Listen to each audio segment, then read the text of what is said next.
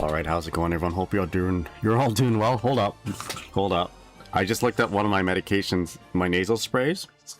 I didn't do my second dose, so I'll do it right now on stream. This is called Abamis. I don't want to show you the other side because it's got my personal information, but yeah. Anyway, it's just anti-inflammatory nasal spray. So it opens up my nose a little bit better during the allergy season. Use twice a day. Actually, no, it's actually two sprays once a day. But you want to kind of space out the two sprays, so it's like bam, bam, bam, bam is the idea. But if you do two consecutive sprays into a single nostril back to back, then the first spray, the second spray, doesn't get a chance to get absorbed as well. So you need the first spray to absorb a little bit, and then otherwise you oversaturate the area, and then you do the second spray. So I always forget to do two sprays. Like, I'm getting to the age right now, I think, where I just forget that I just forget things, right? When I'm in the washroom, when I'm showering, for example, I forget if I soap my body. I'm just thinking about other things, I guess.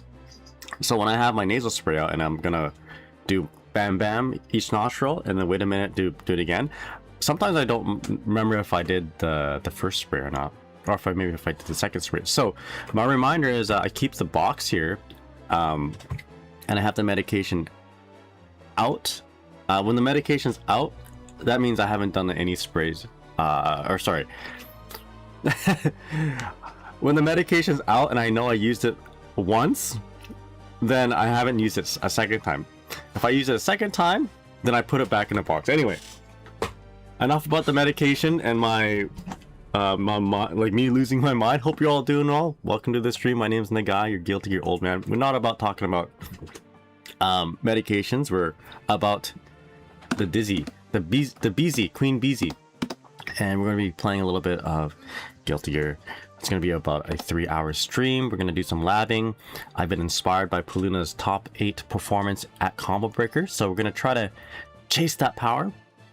I'm going to copy a little bit of the Peluna style, add it to my repertoire, make it the forefront of what I'm going to be doing. I'll show you guys what the Peluna style is, aka, as Daiji calls it, the Snow White style.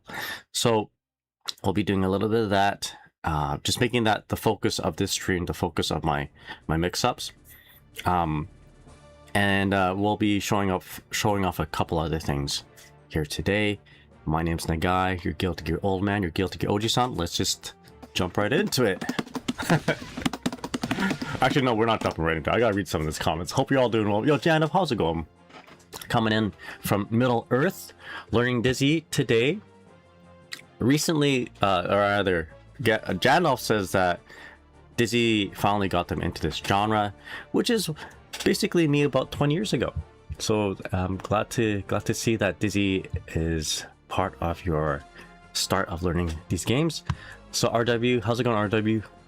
Hope you're well. Korean, what's up? And yeah, Beezy is secure. Germ Jam, let's go. You're excited to see some new stuff? All right, well, it's probably stuff you've seen before, but we're just gonna focus mostly on it. Glad to see Show's top 8. Yeah, it was a very inspiring performance, to say the least. More blueberries good for memory. All right, yeah, maybe I should do that. I've been eating a kiwi or two before going to bed, and that seems to help my sleep a little bit. And I ran the other day, and I think that really helped yesterday's sleep, or actually this morning's sleep. So had a really good sleep. Still kind of stumbling over my own words, so that clearly means I need more tea. And forget how to pronounce diet. Hey, listen, I know how to pronounce that. It's not me forgetting. I know it's diaphony. All right. Anyway, hope you're all well. Igunam, what's up? How's it going? Hope you're doing well. Did I miss anybody? Let's see here. We got RW here. We got the Jandoff from Middle Earth. No longer Jandoff the Gray. or janned off the white is now janned off the blue hair Dizzy.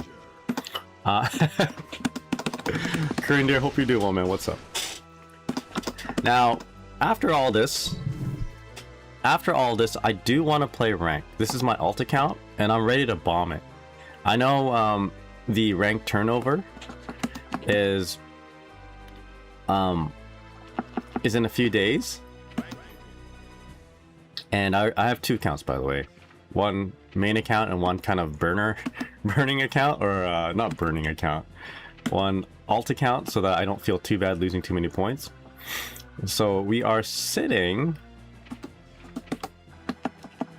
currently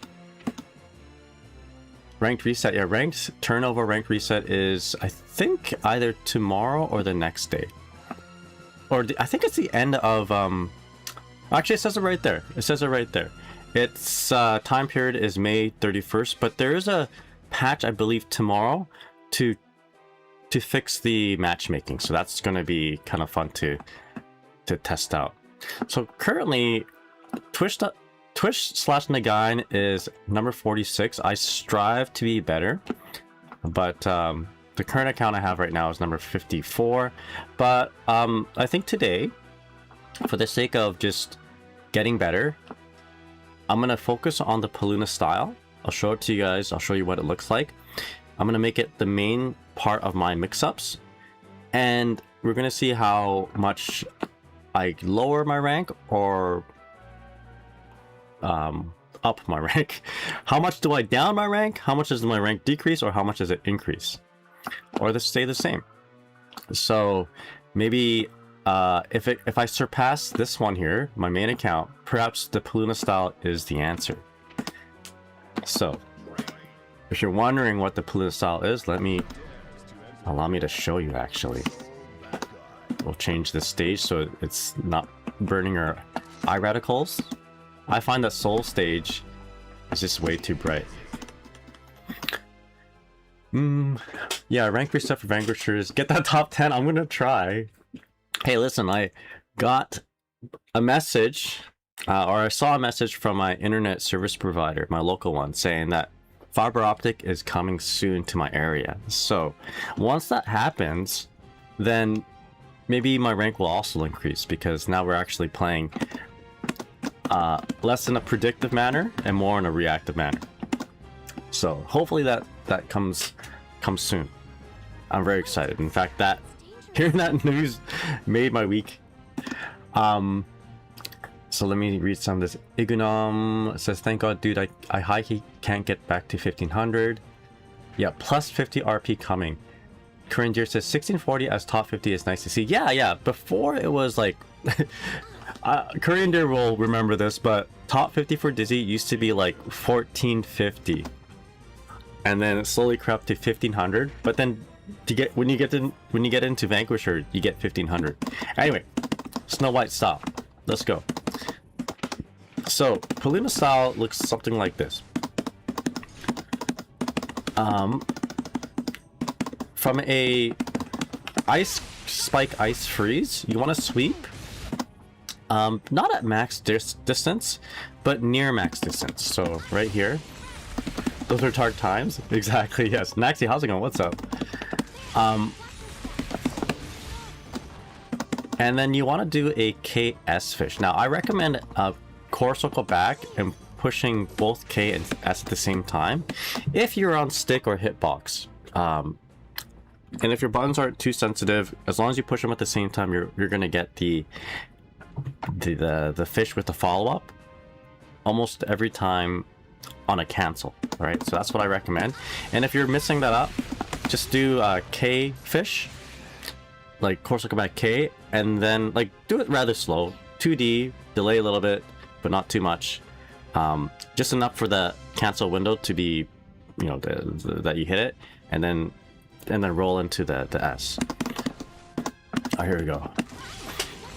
So right about there, and we're gonna dash jump air dash back JK. So we're gonna start off with the high.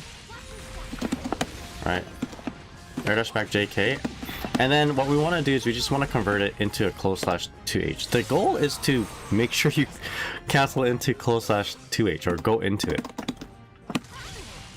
right? If you're not doing that, you're missing out on a lot of the potential damage and efficiency you can get, efficiency and effectiveness you can get from going, or rather committing to the high. Now, when you do this, I do recommend also setting your opponent to crouch.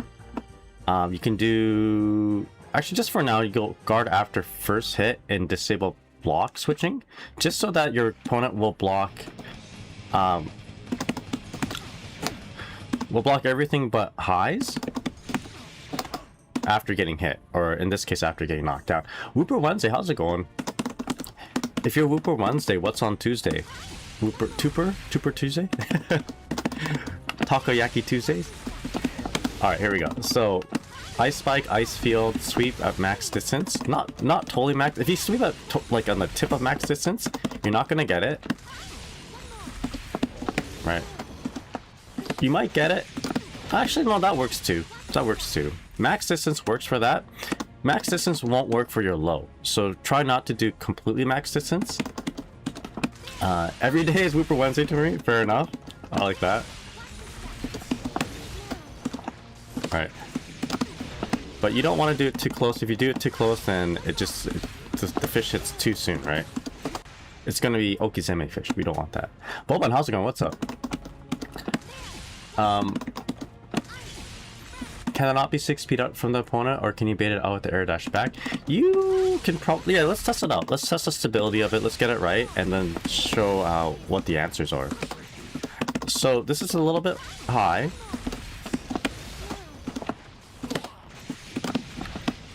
And you do have to manually time it, right? It's not something that you can auto time. Everything is a little bit of an eyeball situation, but I believe it has a potential to avoid a 6P. It has the potential to avoid a DP. But it can probably get backdashed. But the backdash will fail against your low option. Or it should anyway. Alright, so let's test this out. So I'm gonna hold up back first. This is okay, this is good enough, right? You can do better with this air dash back JK. It hits, so it hit on my up back, hit on the low. Now let's 6P. So my 6P got hit. One more time, 6P.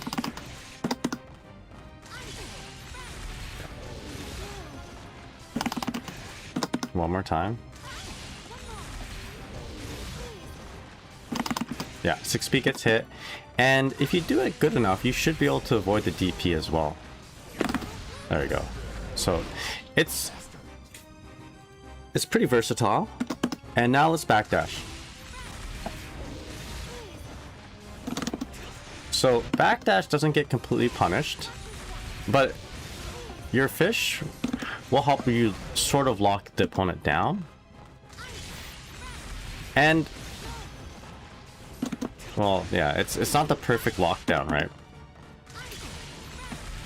But you know, at least it's not the 100% answer. Like if they have to backdash and then jump, now they're in the air, you're on the ground, and generally that's you know, being on the ground is better to anti-air the opponent. And keep in mind that this is something that you can vary. You don't have to lock into the exact same it's going to be difficult to copy the exact same setup that you had before for this. Everything's kind of eyeballed. So I just happened to get the 6P you know, the 6P punishing height. I just happened to have got the safe jump timing, right? It's not that bad to time though. Like if I did it on like my 3rd or 4th try, it's, you know, I wasn't going for it, but it happened. I might make a mistake, and when I do make a mistake, maybe I'll accidentally time to like beat out the backdash. So it's like, it's one of these things that like you shouldn't just automatically backdash it in case I mess up and actually accidentally catch it. Now, with that said, if you just went for the low, I believe the low, I don't think it completely breaks the backdash, but you're gonna recover soon. Oh, maybe not. Okay, maybe the backdash is like a good option. But with that said, that's why you have your other things that you can do.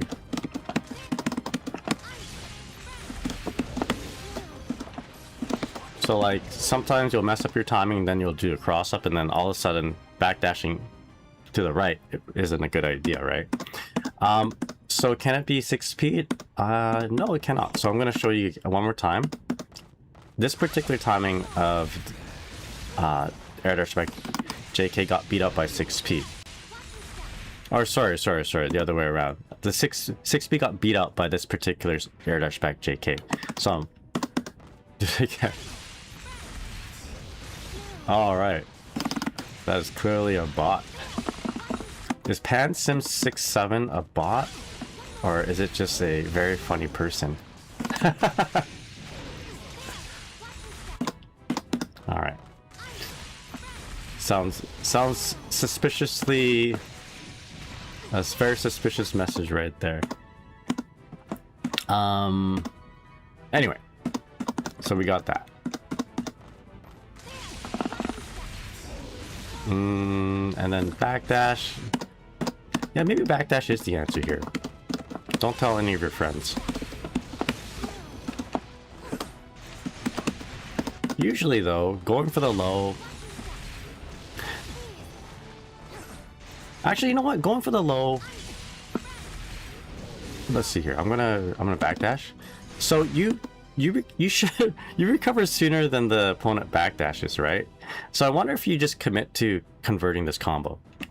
So I'm gonna actually get my opponent to stand block. I just realized I had my Warcraft 2 music playing in the background. Hope that's okay. So the low is a 2K, and then you dash up and do close slash. You do have to delay a little bit.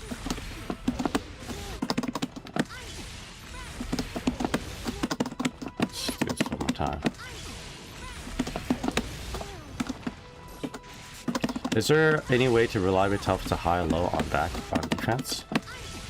Oh, can you 6H on the low hit? You probably can, actually. I like that. Let me just get the low timing. So the neat thing about this is that it's harder to discern the high and the low because of how fast air dash back JK is. Sorry, let me just do this. I'll answer that. Right. I wouldn't do that though. There's so much timing variance when it comes to 2K6H and having the fish bite in between. The fish bite can easily be like I nailed it there, right? But from my experience of doing this after a throw, more often than not, well, maybe not more often than not, like every so often on hit that 6H doesn't connect after the fish bite, even though you feel like the timing is perfect. But this is okay though. If you can get this timing down like just right every single time, then go for it. All right, so if in this particular case, yeah, so like the fish there is like helps you deal with the backdash. It doesn't completely destroy the backdash. Now let's do the other way. I was thinking.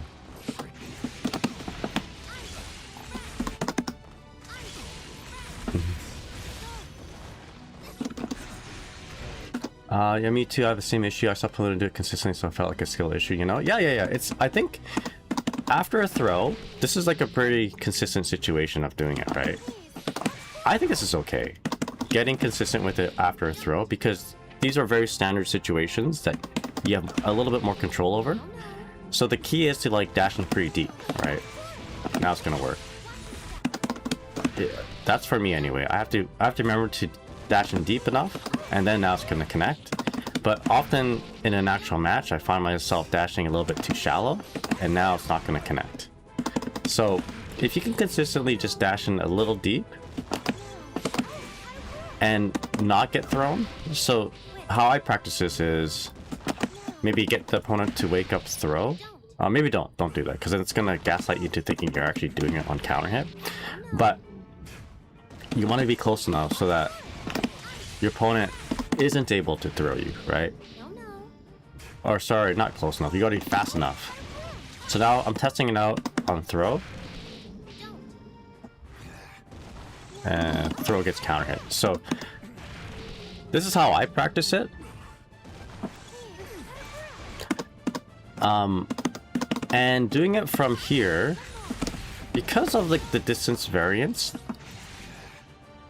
whether you like tipper with the 2D or not, that's gonna affect how the fish connects after your 2K. So between the 2K and the 6H, right?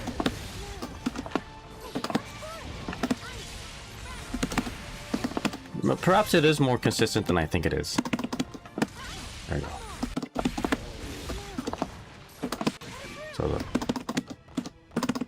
I feel like if you want to reliably do something good on hit, then just a simple 2K dash up close slash 2H is okay. But if you want something that's good on hit and very good on block on top of that, then 2K 6H is a better option. 6H, and I'll get into this a little bit later on stream. 6H is so good. Right, 6H, wings of light, you're +9. 6H,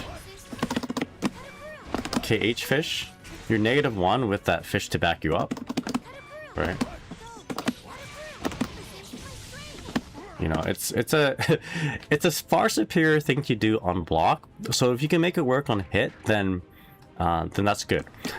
Not to say that just dashing up with the intention of doing close slash 2H isn't bad, because, you know, on block that will look like 2K. Okay, they block that close slash Power Fire Spear.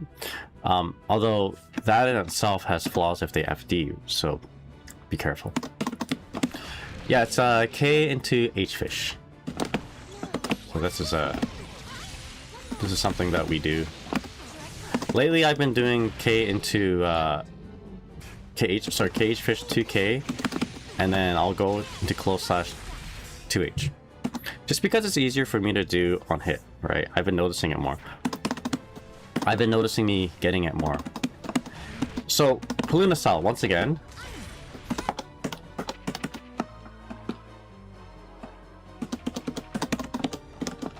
Peluna style. That's on the tip. Tip is okay.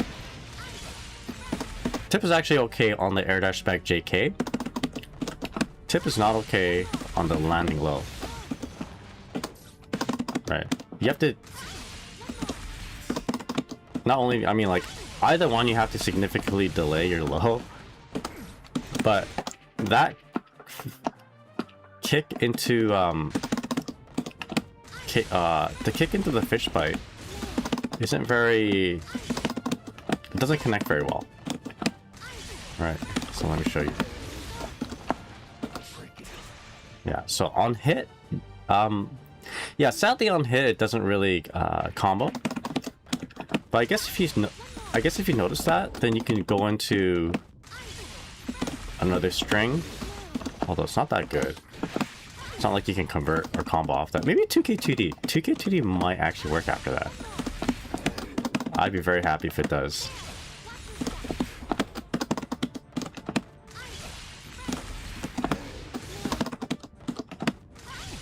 So I'm on the tip of the 2D. No, not quite. You probably have to commit to just a Mikhail sword in that case.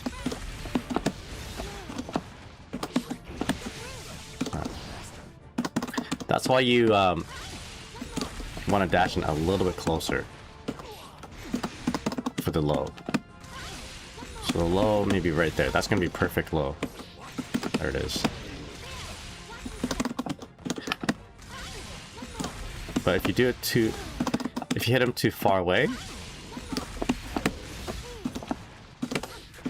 air dash back. That works. So we're gonna try to commit to that. We've noticed Peluna doing it at least once in all of her matches, and it was hitting pretty good on the high. I think the only person who blocked the high was Nitro. Nitro or Jack. So, all right. Once again. Yeah. Now, you do have to dash in a little bit.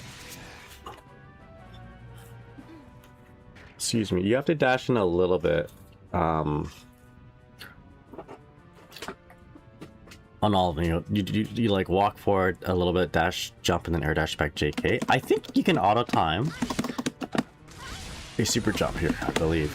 A super jump into a low.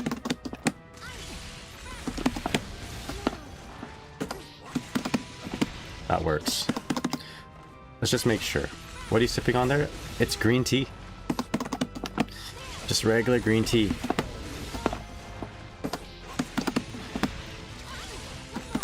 The super jump actually auto times your landing K. Right. Let's super jump and do something then. Let's do super jump and then just a button in the air. It'll add one more frame to our landing. But I want to make sure this works, because if it does, then we got the guy style that we can do with this.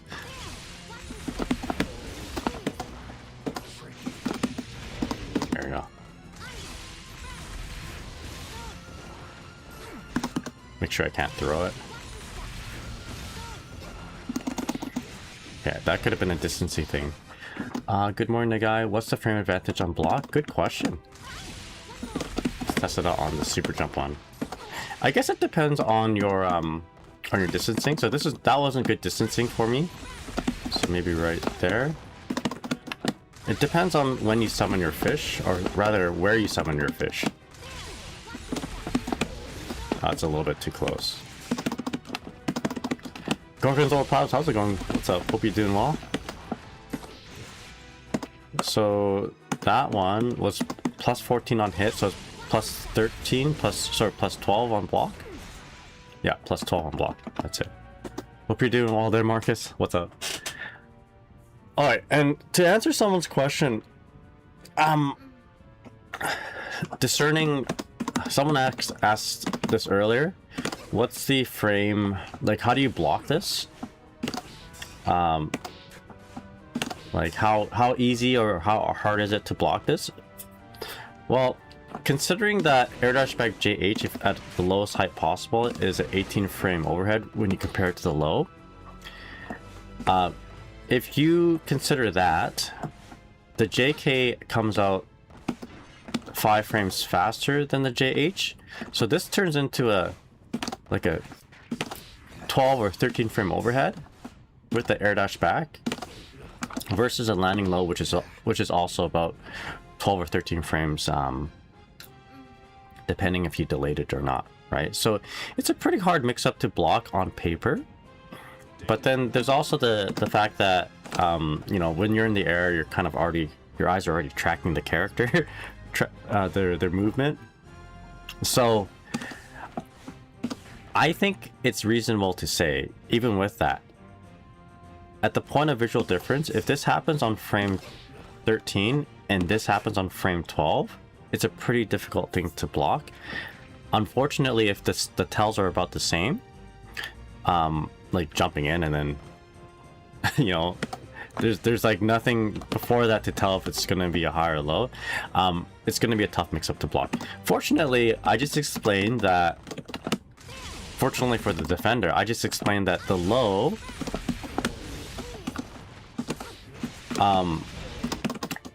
is less likely to connect on the tip of that 2D, right? I got lucky there, but generally speaking, it's harder to connect that low on. Yeah. If you sweep them at a greater distance, right? So maybe that's a tell. But from here, this versus this, so air dash back JK versus landing 2K, that's going to be hard to see.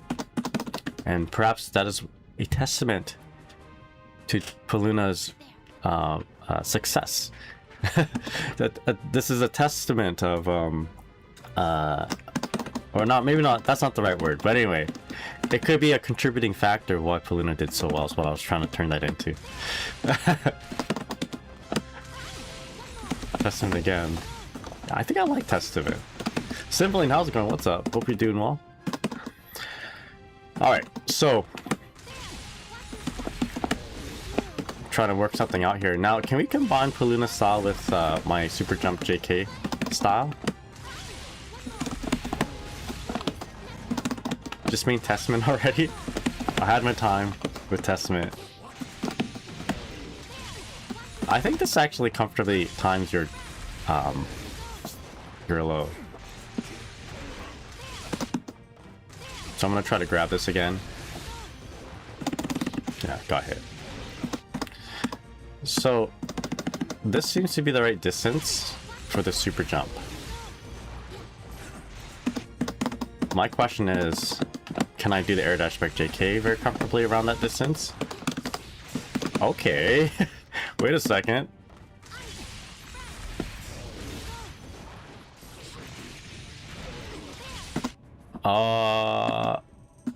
I mean, I kind of knew this already, so I shouldn't act too surprised here. But maybe we can comfortably combine the two. You wouldn't solely be considering a bad guy for doing so. That's right. R-dub, the thought of it just makes me very dizzy.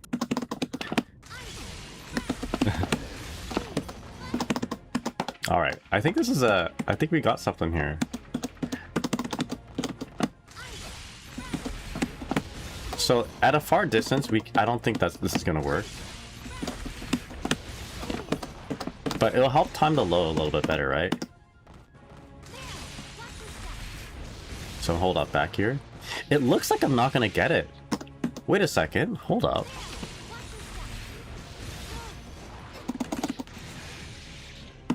Alright, hold up. The super jump, wait, does the super jump fix the tipper issue? It might, actually. Holding up back. It does! Oh my goodness, okay.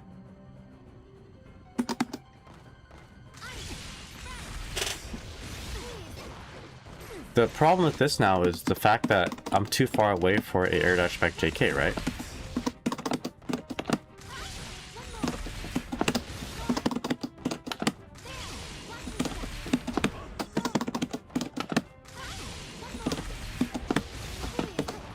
Yeah, I'll be too far away. But then, at that distance, can you still go high on the super jump? It doesn't look like it. Not in this case anyway, on the tip. Although, on the tip, if you're doing the tipper version, I think you can do air dash back JH. Let's try it out.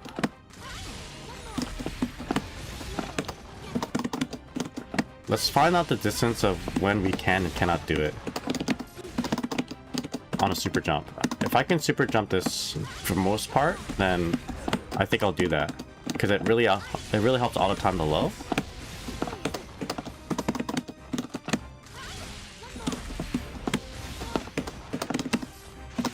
I think it works.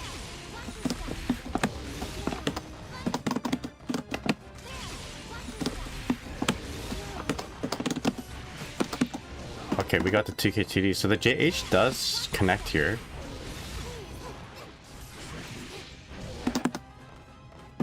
Okay, I panicked. I went for 2KTD after. I'd rather not. I'd rather go for close slash. It's all good.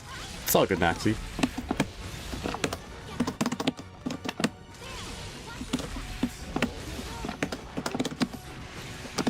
Okay. All right.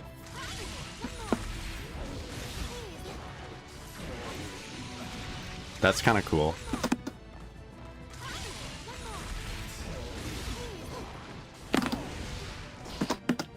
So you can safe jump it. I just didn't OS the block.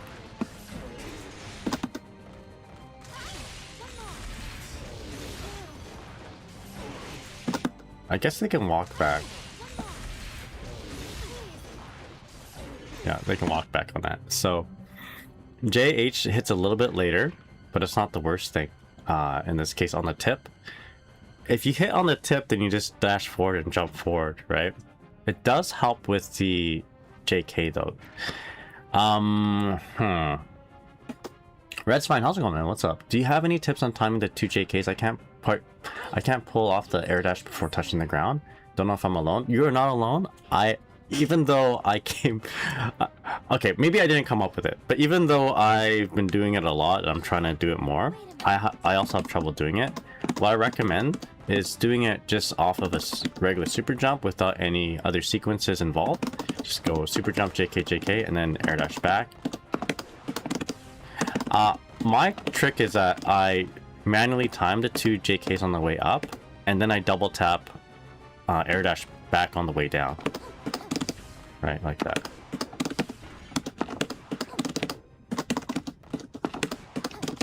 Like that. And then once you get this consistent, and by that I mean like, okay, I got like 10 times in a row or something, right?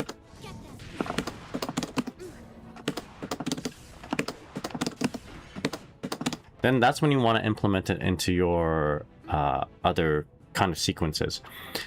This is unfortunately, this timing aid is also an executionary issue, or rather there's some execution that is required for it, but it's going to help you time that air dash back at the lowest height consistently if you can do it. So I would do like about 10 times on each side. All right, I need to practice this too here. Try to get it down 10 times on each side. And then do it on the other side. Red's fine. Thank you so much for the follow. I really appreciate it, man.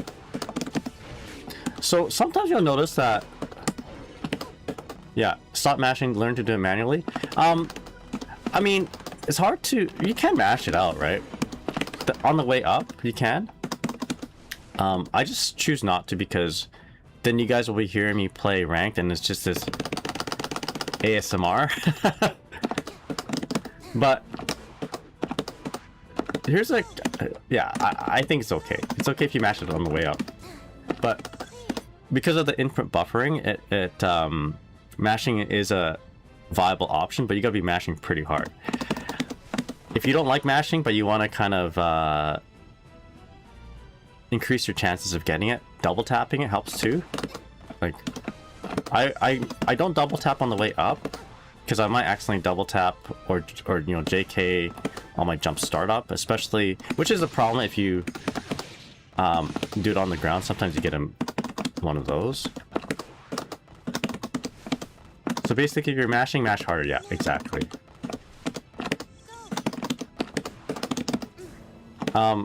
And no, just watch your animation too. Sometimes you see the beginnings of your JH, which means, like right here, can you see it? Like her arm just like coming up like that. That tells me that I'm getting my JK timings right. Right? If you see like the partial startup of the JH, like her hands coming out, or you see like the sprite flicker, that means you're getting the timing pretty much right for your JKs, but you're not getting your air dash back. So then if you're not getting your air dash back, you're either, for me anyway, I was doing it too early. I just had to delay it a little bit. Right? So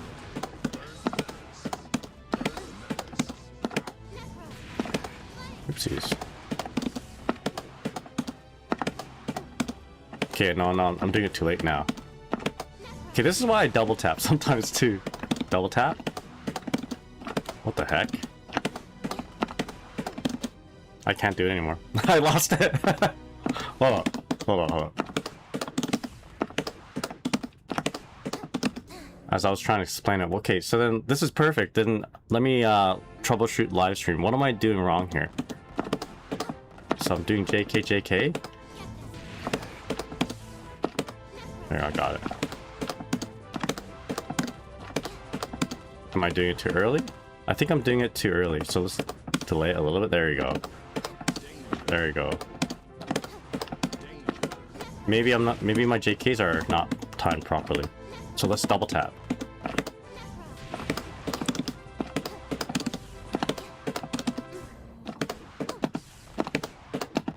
For me, sometimes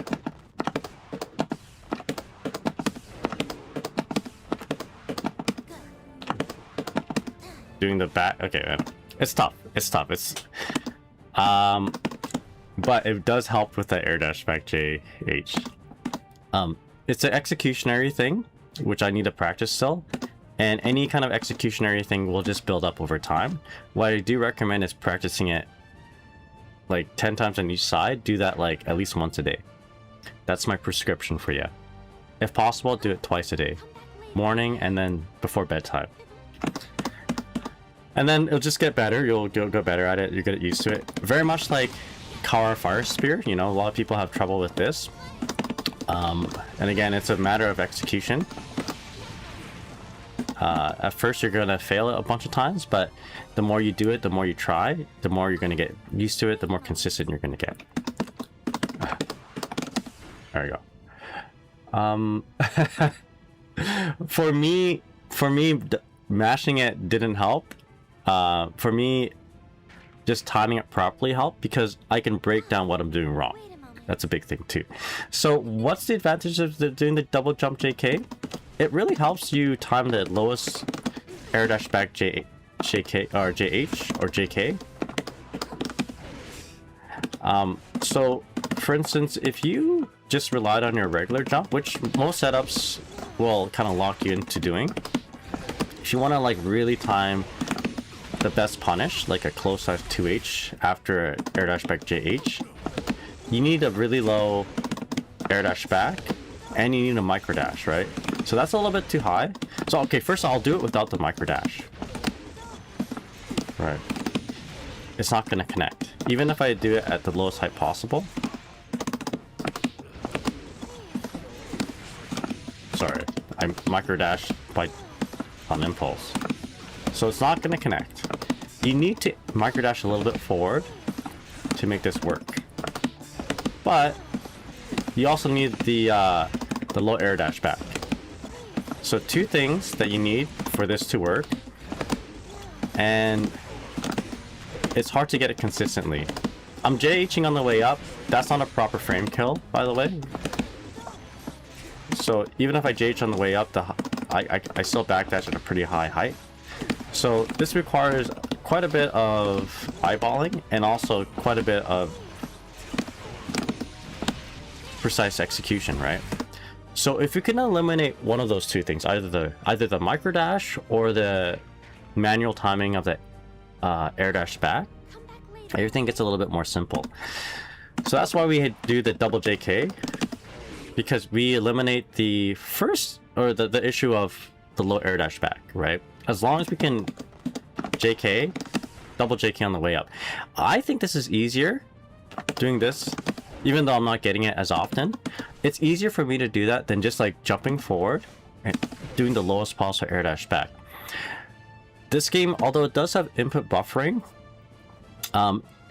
isn't as lenient for timings and links when it comes to movement options and links after it canceled, you know what I mean? Or after, how do you say it? Like mid sequence almost. So like when you wake up with a DP, the game allows you to have like 4 frames of buffer, right? For you to be like, okay, if I mess up the timing 4 frames earlier, the DP will still come out, right? When it comes to doing an air dash back exactly where you want, when you want it, mid air dash or mid jump rather, you actually like, there's no leniency, right? There's no input buffering. You don't get that 4 or 5 frame leniency that you get from a wake up DP or any kind of link you get back to back from attack, right? So any actual 1 frame link here is aided by the input buffer, but not the air dash back. This is not, this is like expert timing, right? To get it consistently. So that's where your double JK comes in, your frame kill, because now you're taking advantage of the input buffering of the system. because you're doing it all back to back, right? You're super jumping, and as you rise up, I believe if you JK during your jump startup, which is 4 frames, by the way, 4 or 5 frames, it comes out at the first active frame, and then once that recovers, you do another JK, you got another 4 frame buffer, and then you do your air dash back, and you can double tap it, right? So another 4 frame buffer right there. So this helps, even though it's kind of difficult, it's in the end a lot easier than just eyeballing a 1 frame link. You know what I mean? So we're doing 3 4 frame links to make it easier to do what you could have done with a 1 frame link, if that makes sense. Input buffer is 3 frames. Okay, I mean that's even better. I'd rather deal with 3 frame links than one frame link, you know? That's the idea of it.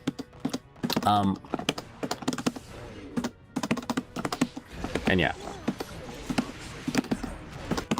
So when I can, I would much prefer doing a super jump JKK. It just standardizes a lot of, you know, it just standardizes things.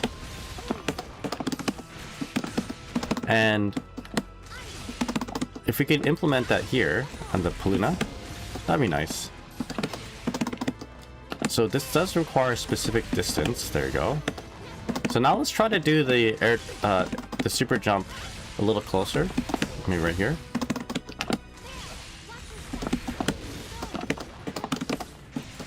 So we can't JK air dash back JK at that distance. We can do it a little bit closer, maybe right there. Oh, maybe not. Jesus Christ.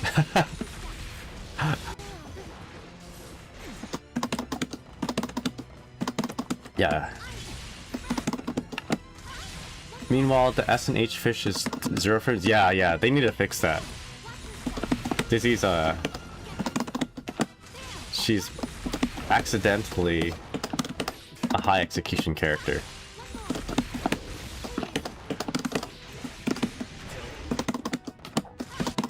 Yo, Michael, what's up?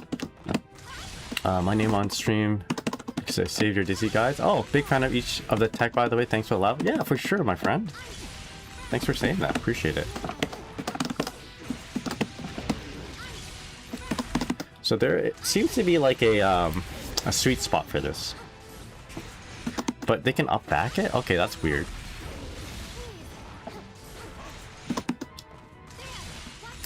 So the super jump can be up backed? Is that weird? That's weird, right? It's still pretty lenient. Yeah, I think so. Input and stride feels easier because you input during the hit stop. Okay, so what am I doing wrong here? The JK is happening a little bit too late, perhaps?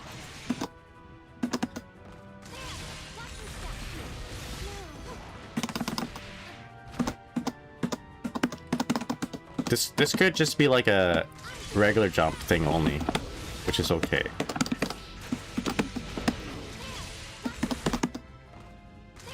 Okay. Holding up back. Okay. I just gotta get better with the timing. So there is a specific timing, it looks like. Or not timing, it's specific distance. It's that distance on the knockdown, which makes the super jump JKK stuff work a little bit better. So super jump JKK is a very rigid thing, but it's consistent, right? But if you're not sure, dash jump. If you want to eyeball it, you can. This is a safe jump, by the way. I'm just blocking. 6p. Okay, 6p gets hit. I do like the super jump though, because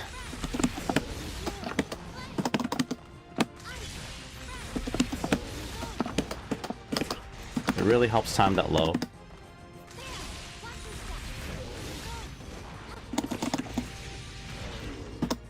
Yeah. By the way, how much frame advantage do you need in this game for a proper safe jump? It depends how you approach. Like, you can safe jump with either regular jump, right? You can safe jump with the instant air dash JH. You can safe jump with a super jump.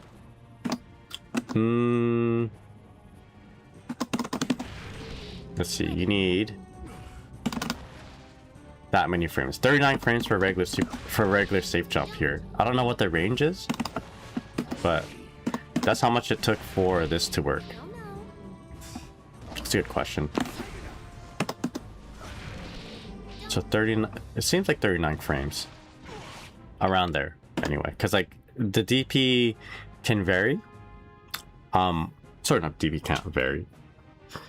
There's a window which you're okay safe jumping because it DP has 9 frames startup. So I guess it's like an 8 frame window.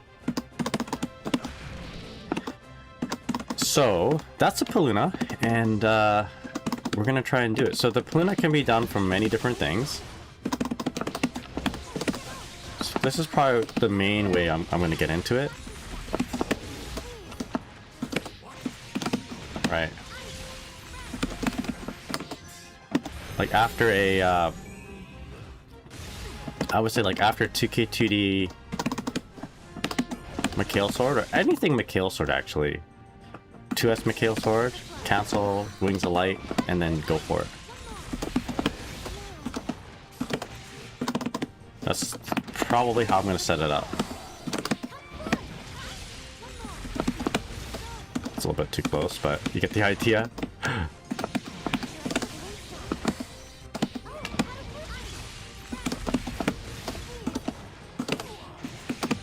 There we go. Something like that. Can also set up from a throw. So if I throw them away from the corner, it's a little bit more complicated.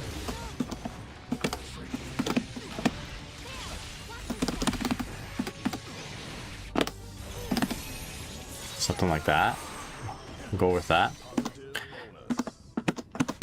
We're not gonna quite kill, but hopefully we've done enough damage to kill. I guess the combo after, we can just do another knockdown. I've seen Peluna combine two setups actually. I've seen Peluna do this. Right. Goes in for a 5D and knocks down with that. But we don't have to do that. We can just go for another Peluna style at the end there to get a reset into a kill.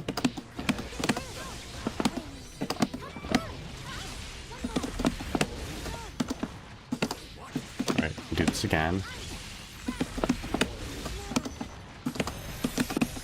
Something like that, right? Although the last little bit didn't quite connect the way I wanted it to, but you get the idea. So you can kill in 2 resets. You can also kill in 1 reset if you don't do the Peluna style. So we're gonna go transition to my next thing. So obviously I want Peluna style to be like the focus here, but let's add a little bit of something that I've been working on. Just killing with 1 RC throw. So you can do that with like a cross up. So I'm gonna throw him away from the corner, and I'm actually gonna have just a little bit, just slightly more than 50% meter. Let's go 60% for now. And we're gonna do this. Same setup.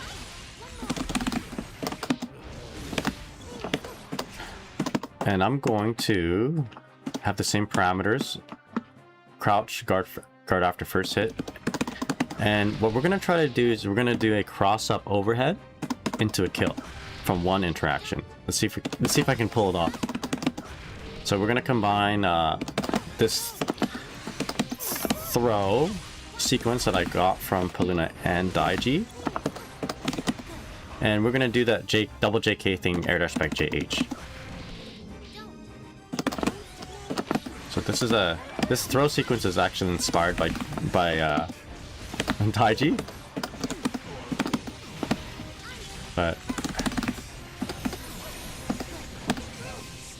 there you go. Throw sequence inspired by Daiji. Old wall slumps, corner steal into back in the corner, but we're gonna use some 2.0 mechanics to make your Wings of Light get set up and also activate. And by 2.0 mechanics, I mean like the PS fish. Sorry, that's not a PS fish, that's a PH fish. So again, block here, and then they get mixed up with that overhead. I'm gonna try and do this. And you don't necessarily need the corner.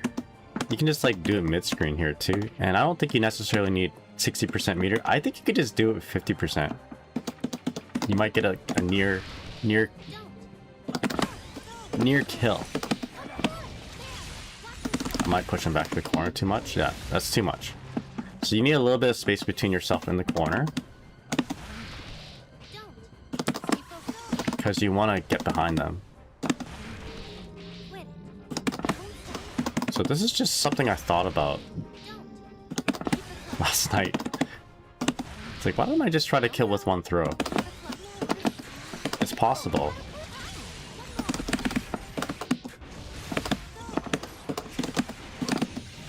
Steal the corner.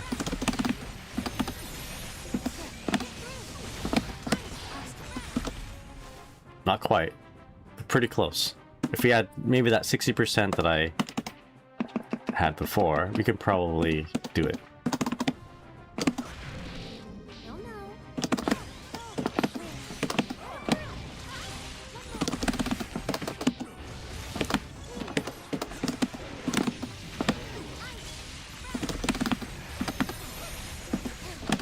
There you go. Perfect. Lovely. All right, we're gonna try and do that in an actual match. All right, what time is it? I think get more damage after doing 2P, 2P, 2P after JS. Oh, maybe you think so? Okay, let's try it out. Let's do that with 50%. So 2P, 2P, 2P, and then Mikhail Sword, or 6P.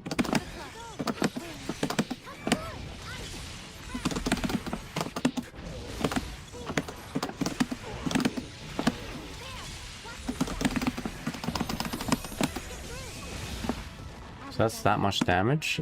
It was pretty close. Let's do the far slash 5H.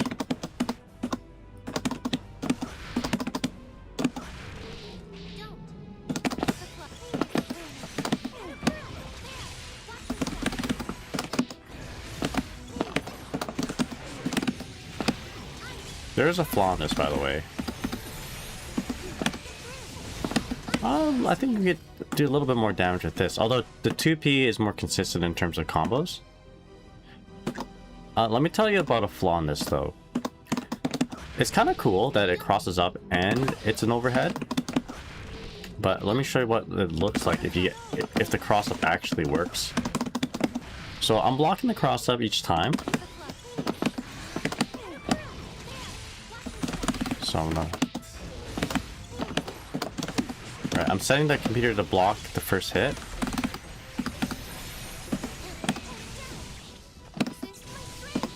Right. But if I actually walked back, if I held back and I got hit, I'm gonna hold down back actually. It's gonna hit me standing. Look at me, I'm holding down back. Because I'm getting crossed up, it's gonna hit me standing. And now this combo doesn't work anymore. So remember that rule I said? It's like Newton's law of force. What is it? Newton's law of forces, right? There's like 3 rules or whatever. This is like Nagai's rule of Dizzy's mix-ups. For every good cross-up, you lose out on your high-low. For every good high-low, you lose out on your cross-up. So sadly, that's what's happening here. But there's actually a specific timing where you can get the cross up and also the overhead. If you want the overhead, you delay the fish. Like if you want the overhead low, by the way, what you want to do is you want to delay the fish a little bit later. So after the sweep, actually, right here, you delay a little bit and then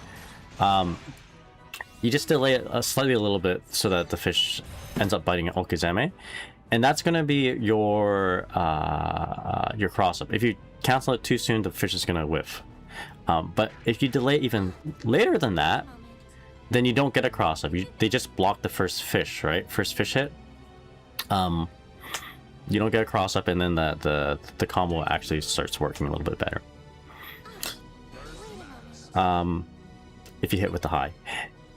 If you time it somewhere in between, you can get both the cross up and the high. And one way to practice that is actually get your opponent to not block. You get the opponent not to block. So what you want to do, the goal here is delay it just enough. Delay the fish just enough, but not too much. And then if it works, oh, and also you gotta have a perfect microdash. If everything gets put together, if all the puzzle pieces are in place, then it'll work as a cross up, and it'll also work as an overhead. So I'm gonna try to get the timing down. But if you want to practice this, what you do is set your opponent to not block at all, and just try to get everything to hit. This is not very easy to do. I would not recommend this for beginners. So that looked like my dash was too close, too far. Sorry. How do you make people feel threatened by fish? It depends on where you are, like in neutral or when you knock them down. That's a good question, though.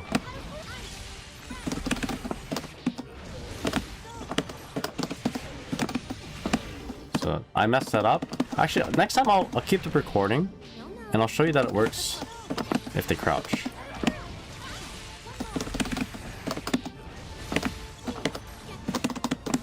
Yeah, people should not feel threatened by the fish in neutral. That shouldn't be your goal. So that didn't connect quite very well. It didn't combo. Your goal should not get your opponent to feel threatened by the fish in neutral. If you are, it's a very player-specific thing, and this is gonna work while I'm crouching. By the way, I'm gonna show it. Yeah, they won't know the. If you're winning because you don't, or they don't know the matchup. Yeah, look at that. I'll block the other way now. If you're winning because they don't know the matchup, and you're seeing that as a result of them being threatened by your fish in neutral, that is a very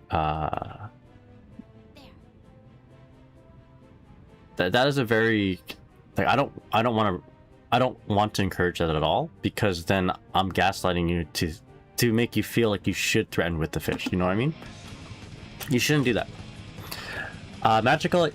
Magical Isling, how's it going? Thanks so much for the follow. You shouldn't. That should not be your game plan to make your opponent feel scared of the fish. Because if they're scared of the fish, they don't know the matchup, and now you're not winning because now you're winning because they're afraid of the matchup, and not because of your ability. Unless I'm not interpreting what you mean there properly. Yeah. I don't. So I want to talk about the philosophy of, you know, having tactics that work not just on lower level players, but higher level players too. And that's what you should really be working towards. Right.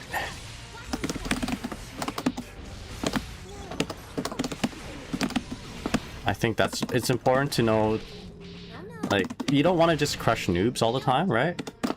And if that is your intention, I don't want to be part of that. Sadly, that is not the way I want you to see this game, or any fighting game, to be honest. You should be looking to just, you know, you want tactics, and not, maybe I'm reading this situation all wrong, by the way, but you want to make sure that you're prepared for both weaker and stronger players. There we go. No, you're reading it correctly. Okay. Here we go. I think I'm not doing the. I think I'm actually getting the fish a little bit too too early, so let's delay the fish a little bit more. I think that's good. Yeah, so there is a way to time all this, and I'm not getting it. So let's actually just down back block. I'll block the cross up, and then we're gonna down back block to see if this connects. Yeah, so it is connecting on crouch. Okay, we'll do it a couple more times. But I promise you this does work. I had a recording, I just deleted it. There we go.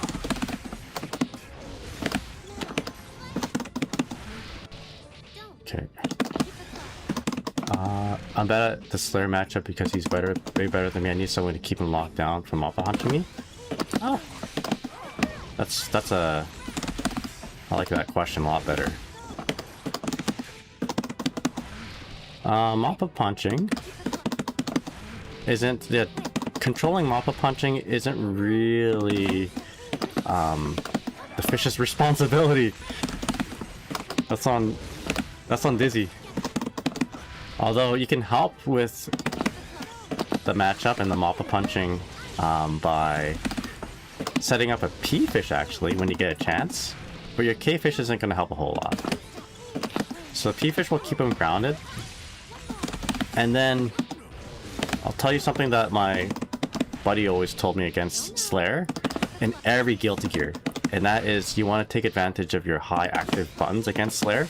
So if your character has highly active buttons like attacks and buttons that stay out on the screen for a good amount of time, which Dizzy has, by the way. She's got 5H, she's got Ice Spike. Doing those, not all the time, but often enough to like catch his dandy stabs and Mappa punching, should deter him from doing it all the time.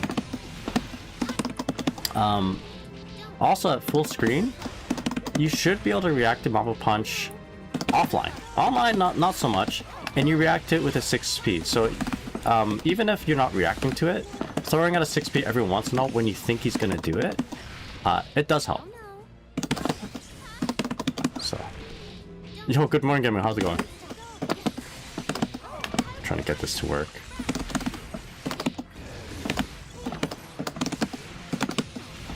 Jesus Christ, it's not working. I'll do a couple more times, but I promise you this does work. You just have to be like godlike.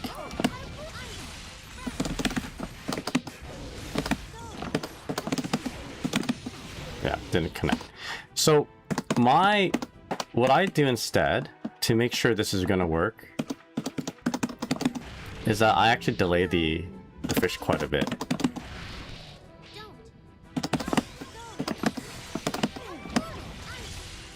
And you still get the crossover, but they're more likely to block it because cross-up protection. The idea is to not open them up with the cross-up if you're going to be doing this. The idea is to open up with the high. Alright. Alright, here we go. So show it one more time. So I got hit. You know what? I held down back. I held down left. Okay, let me read some of this. You should be able to tell whether the person knows the matchup or not anyways. Yeah. Be careful summoning fish. I always say you want to summon fish cautiously. You want to be a step ahead. Like one turn or 1.5 turns ahead of your opponent. What do I mean by that? Like, you don't want to just summon fish right off the start. Like, doing this on most matchups in neutral is not gonna help you. It's more of a liability than an asset. So what you want to do is you want to knock down your opponent first. Like, you score your one of these, right? Now you can summon a fish, just one. Or maybe you can summon a two, right? You get that half a turn at full screen, and then now you can approach with fish. And fish is not the best thing still. It's not as good as like it was in the old Guilty Gear. I would still like on the ground anyway, I'd still approach as if there's no fish in front of you. Because there's so many things that they can do to attack you and the fish at the same time. The pea fish, though, in neutral is going to be your more superior fish. Because now it stifles air movement and it kind of makes your opponent a little bit less three-dimensional in how they approach you, right? So that's not a good analogy, but it's they're a lot more simple. Actually, I guess it's not. I guess two-dimensional works here, right? They're more likely to walk in the one dimension, the x-axis, right?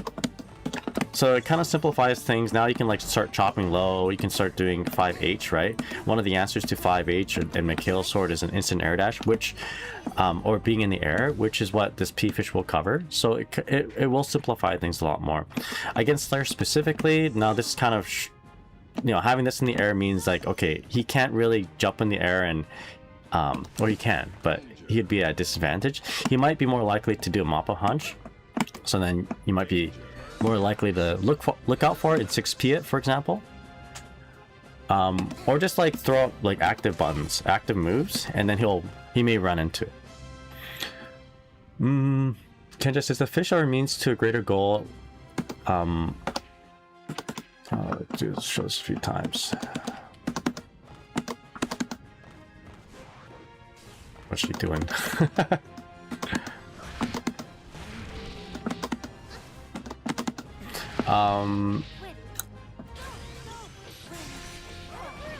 So a fish are means to a greater goal, whether it being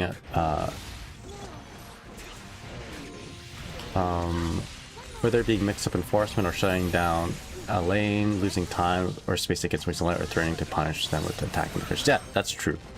I'd say that the fish is more of a tool. That's why Slayer hates. That's why the Slayer I play hates Dizzy.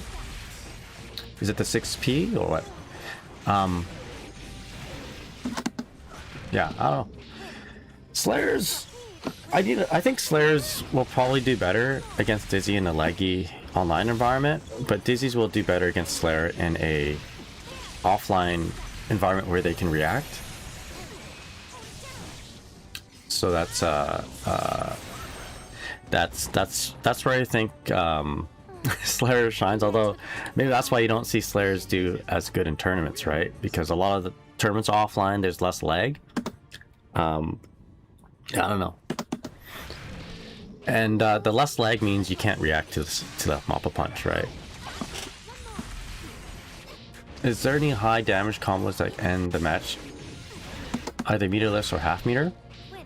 Actually, I'm showing you one right now.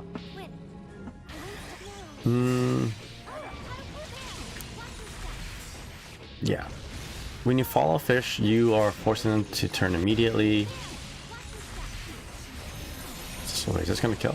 Oh, that's not gonna kill. You gotta block. Block the first fish. There we go. Oh, excuse me. When you follow the fish, says Kenja, you're forcing the turn immediately. Whether that's attack, block, backdash, or jump. Without fish, it's hard to assess when their option is going to be. Yeah, sometimes the fish is there not to lock them down or make them be scared or anything like that, but sometimes it's just there for them to do something.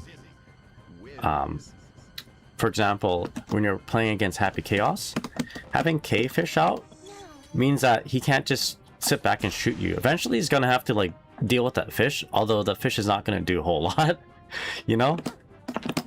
He's gonna have to attack it or run through it or get in the air or do something other than just sit back and zone if you can set the fish. So that's why I think you see like Peluna like immediately after scoring a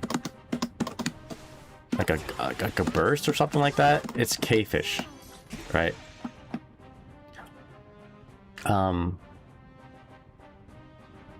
Slayer did, oh yeah, that's right, your Slayer did also get top 8 at Calmer Breaker. Yeah, that's true. Cloned, I believe.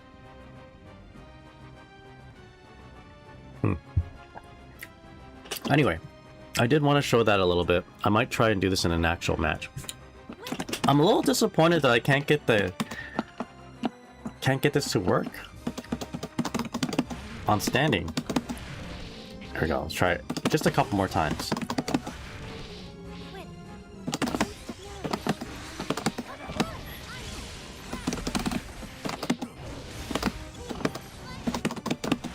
I've got it on standing a few times.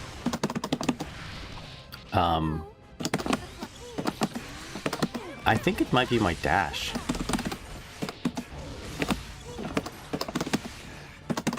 My dash forward after the air dash back JH. Let's try it again.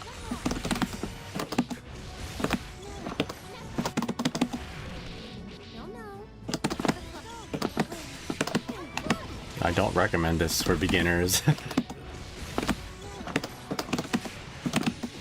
Oh, there you go!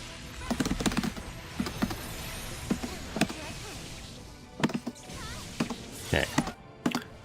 But the fish damage proration happened there. So again, I'm just not gonna block. Gets hit standing and everything connects. It's so hype when you get it. Yeah, let's go. Okay, so now let's block it. So okay, first of all, I'm gonna see if it's a cross up. I'm gonna hold back, down back, hold down back, down back. I get. Oh, I blocked the cross up. Okay, but it'll kill. Okay, the cross up is blocked. That's okay. We got the overhead, and it worked on standing. Let's block the other way, down left. Okay, block. Okay, so I didn't quite get it, but it worked on standing though. There is a way to get it while they're standing, and then you cross them out. Okay, you know what? I'm not gonna show it. Maybe I'll do that a little bit later. But that's what I do for practice. If you're gonna practice the timing for this, I would like, and you want everything to work out.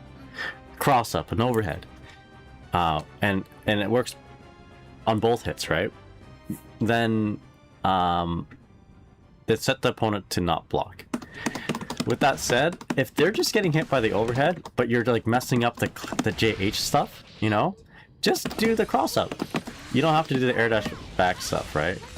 Make it look like you're doing it, right? But just simply land.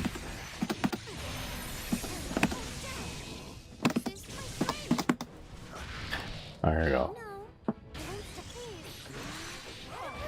What is a reliable way to bait up powerful quick moves like pop bunker? Oopsies, I immediately I just blocked the other way. I blocked the same side. So it's actually, sorry, it's just block. Just hold back to block, down back. There. Wait, what? What the hell? So this was the same. This is. God damn it! That was not a cross up at all. I delayed it too much. What's a reliable way to bait up powerful quick moves like pop bunker? Car cancel? To bait like a neutral there in fight game? Ice spike. I guess if you want to like just like ice spike like a full screen. If they're just doing it and you know they're gonna do it, and you're both like at neutral,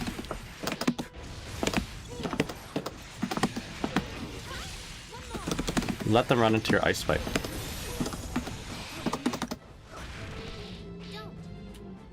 Okay, let's just block this. Let's hold back to block. Down back. There you go. There's a cross up right there. Anyway. Let's do a few matches. I'm gonna warm up with some lobby matches. We're gonna play it with the intention of doing the Peluna style. And then we'll do some ranked matches. I wanna see how much my points tank or go up. Yeah, that's enough labbing.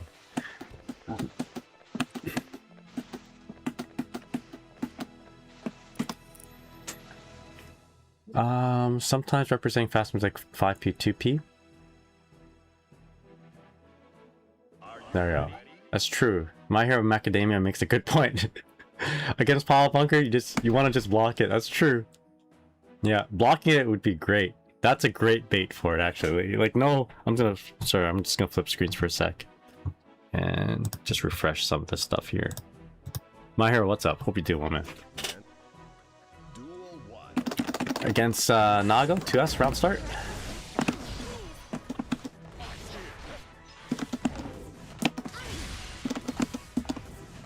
Okay, wow, he's already level 3.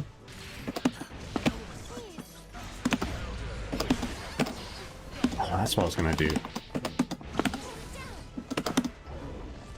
Oopsies.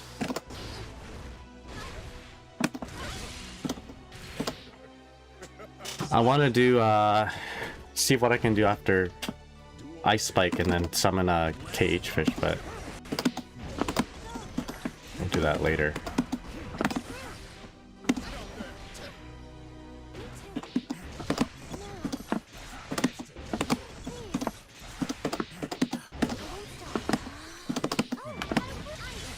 Here we go. Woo! Oh shit. Breaking the wall wasn't a good option there, but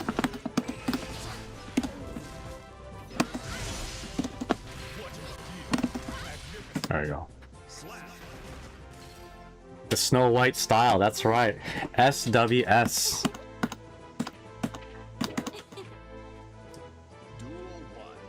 Two S round start again.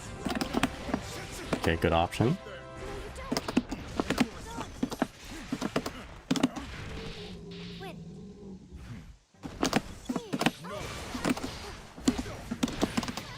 Okay.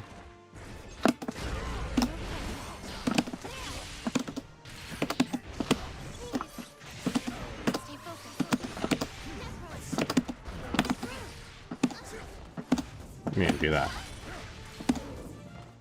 This is to scout out the projectile, but you can do projectile, Fukyo into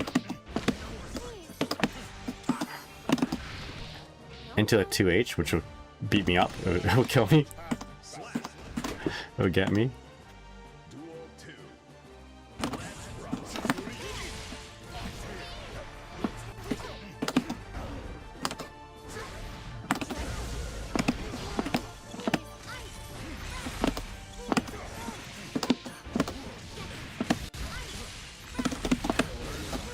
Snow White style.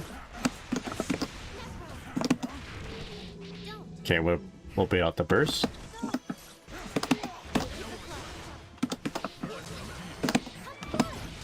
And then I think we can kill here. Nope, not quite.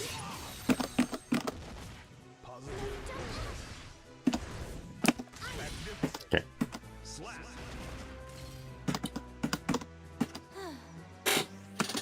The car cancel?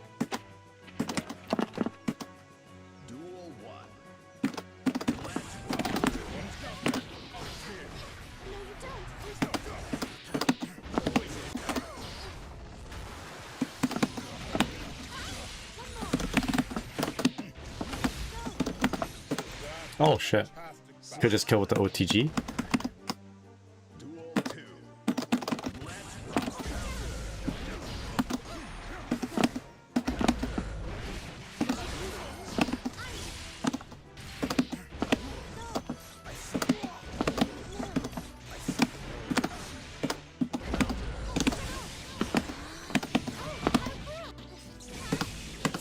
Okay. Oh shit. The uppercut.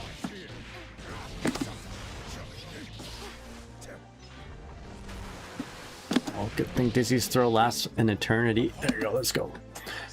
Yo, Joe, what's up? Who's not from Singapore? Is there even non-super projectile on the game that beats Clone? JD at a certain height. Doesn't beat Clone, but it'll kind of stop him like that a bit.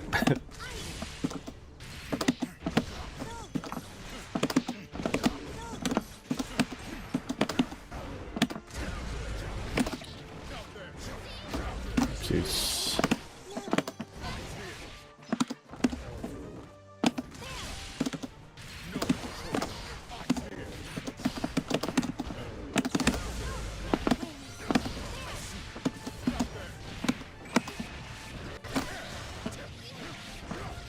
Imagine Chestnut being cloned, that'd be wild.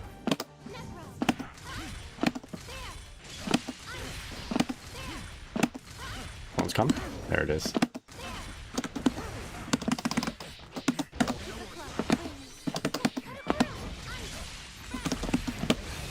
Just setting up for...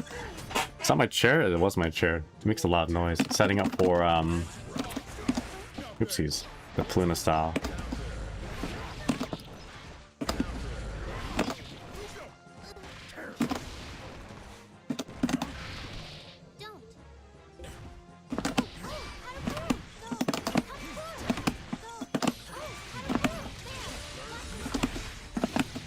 Just testing things out.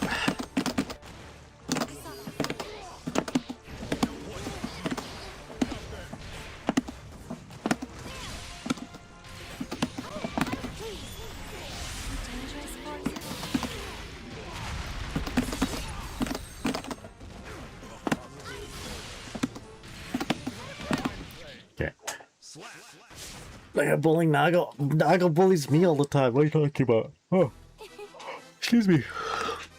We're just getting used to our buttons. Although we'll do one last one, and then we'll do another warm up, and then we'll do some ranked.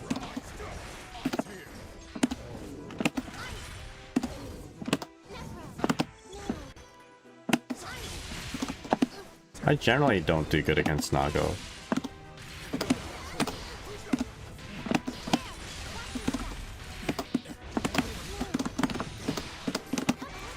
Shit.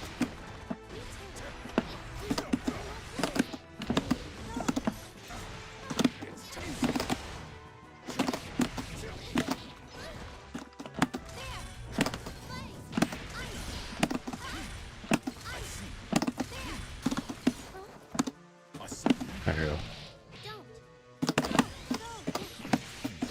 Oh, messed up. And do that.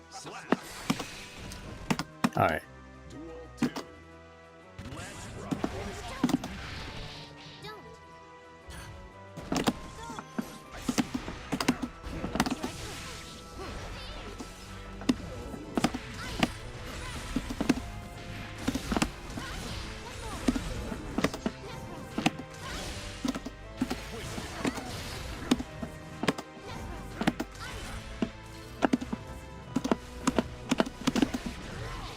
I'm going for a throw. There we go.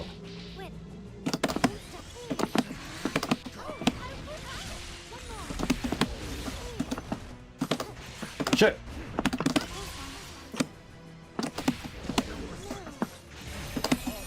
Alright. Yeah, Nago losing close touch anti is pretty big.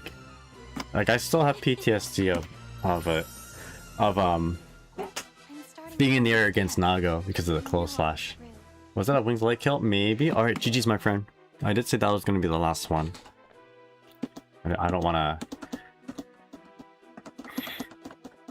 I don't want to look like I'm bullying or anything like that. So, GG's man. But if you want more matchup experience, let me know. GG's. I don't know if that was a wings light kill. Wings light did pop. Genmu, how's it going? What's up? Oh, sure. This is just for practice anyway, so I'm not too concerned of lag here. Yeah, if Nagos represent clone, it is difficult.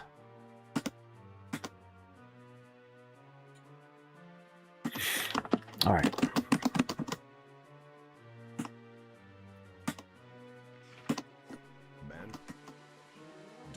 Let's micro dash forward block. Quick step before ranked? Yeah, for sure. Oh boy. Yeah, perhaps might not be a bad idea. I'm blocking this. Oh no, I'm not. I'm getting hit. Damn. What happened there? All right, let's get a game going there, my hero. Get me all warmed up for a ranked match. I'm in East Coast number 2.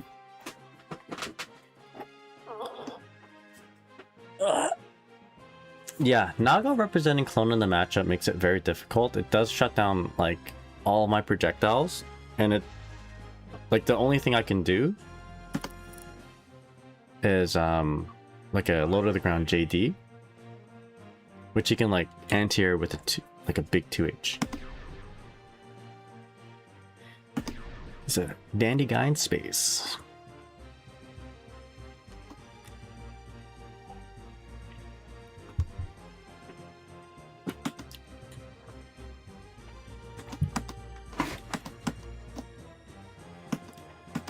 Alright. Go to show. You know, I've seen only the first episode.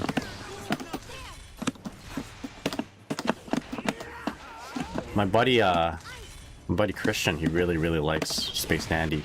Highly recommends it.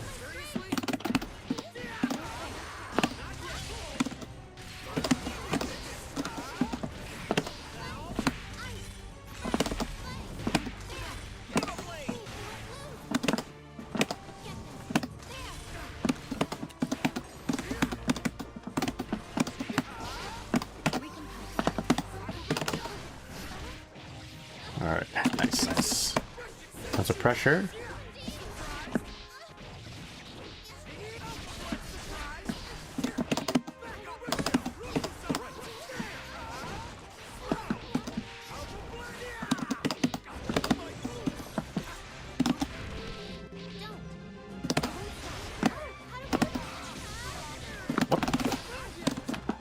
That should have killed. That should have killed.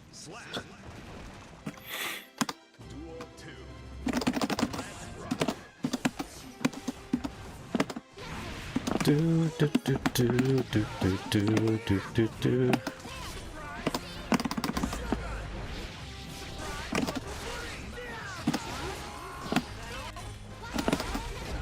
Shit.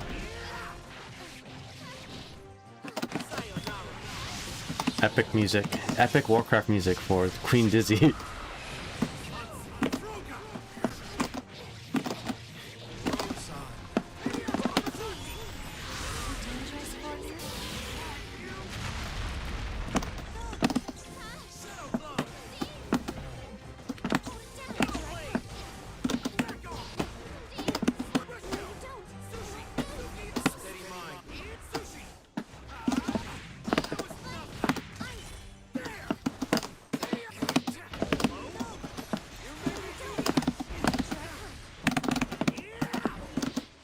Oh, got the burst though.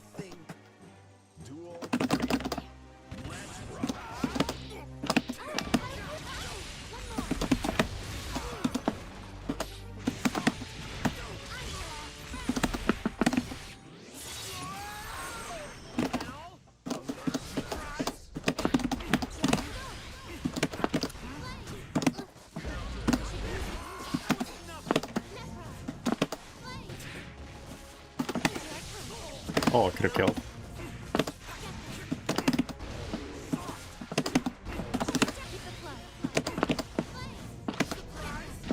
Alright. Could have killed twice.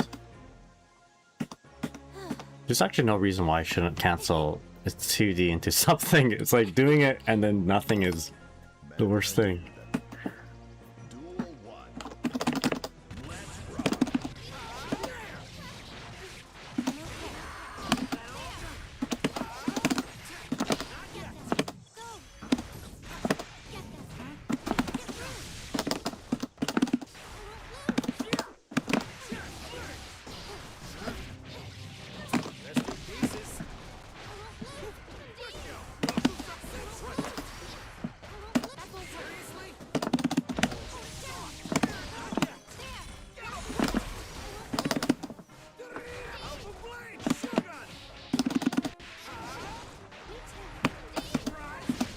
Oh, nice. He's a ninja.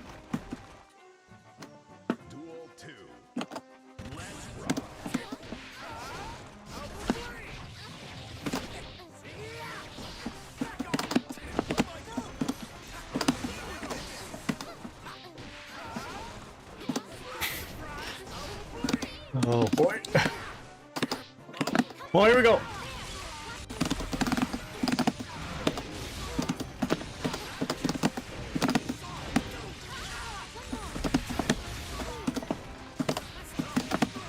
No!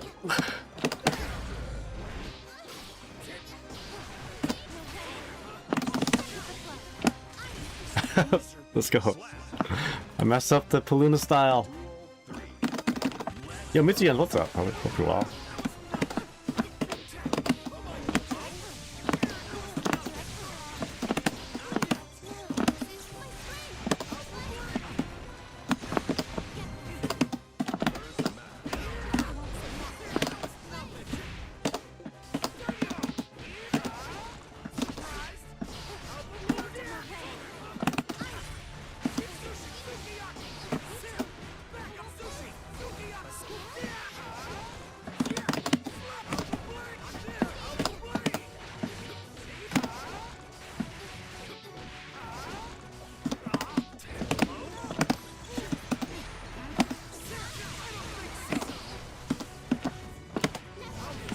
Okay, there we go. I messed up the Snow White. I got the Tangled instead. Hi, yo, East Coast Tone, how's it going? Hello, I'm curious how you feel about Dizzy versus May matchup. Do you think it's hard for Dizzy? Just because May hits really hard, I find it very difficult. I struggle with that matchup, but that could just be my own inexperience. Yeah. So Mitsu says, I tried practicing my Dizzy tech today, but went for a loose streak on instead of ranked. It's okay. If that happens, that's okay. Because it means you're trying something new. Think of it as like you're trading points in for getting better. Like you're playing Dark Souls. You know, you lose your souls. Actually, that's not a good example. When you lose your souls in Dark Souls and you lose again, you lose forever. You don't lose forever, you lose everything. Think of it like, okay, again, Dark Souls, yes, but you're trading in your points, your souls, for tributes. There you go. So even though you're losing the points, you're getting skill. Nitrogen, how's it going? What's up?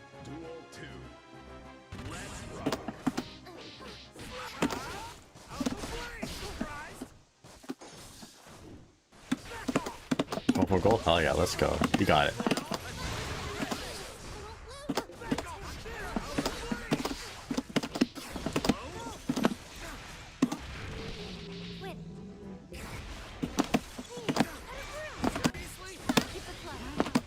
Not mean to do that.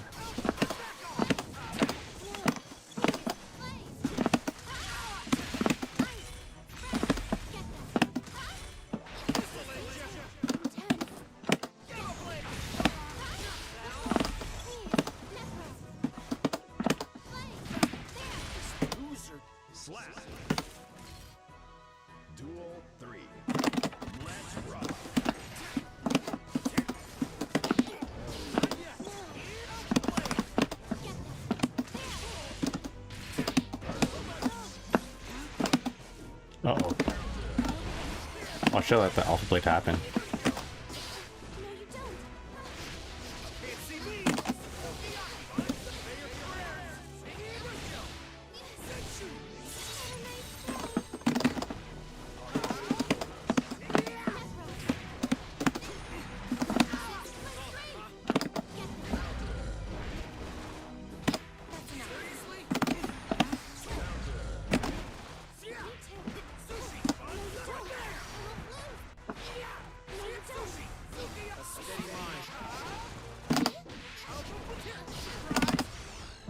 Oh no!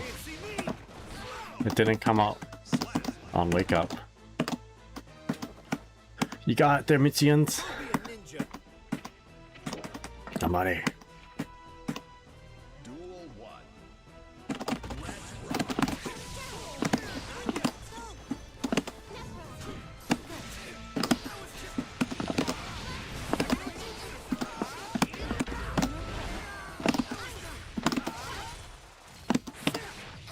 Shit.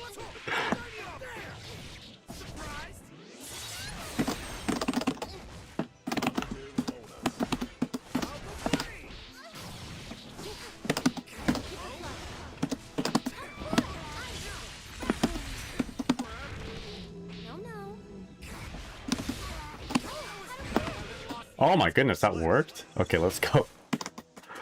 Duel 2.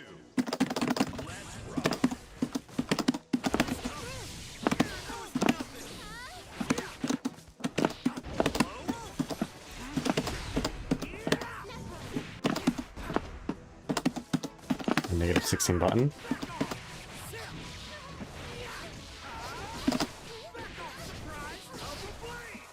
Oh, he's not. He's gone.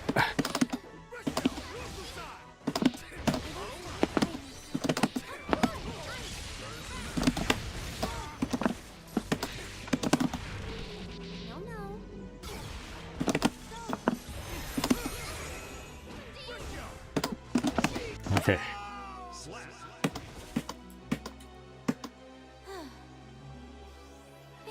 All right. All right, my hero, GG's. We'll do one last one. One last one. Winner takes all.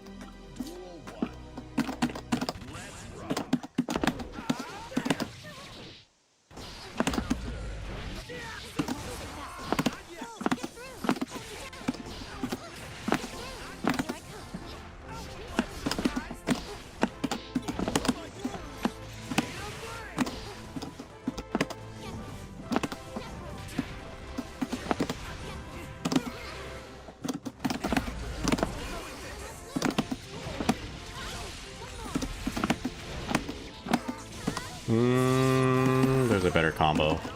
There's a way better combo than that against Chip.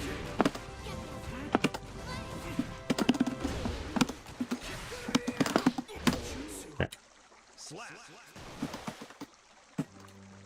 Duel 2.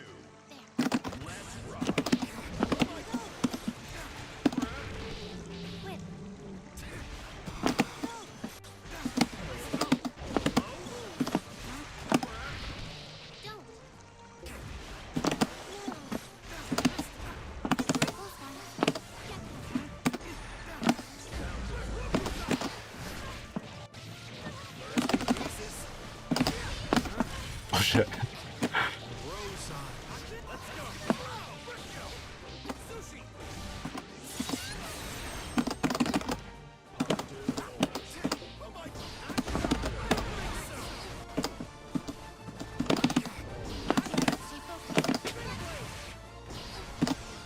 Uh oh. Oh. Worst possible option they could have done. Maybe not the worst, but not very good.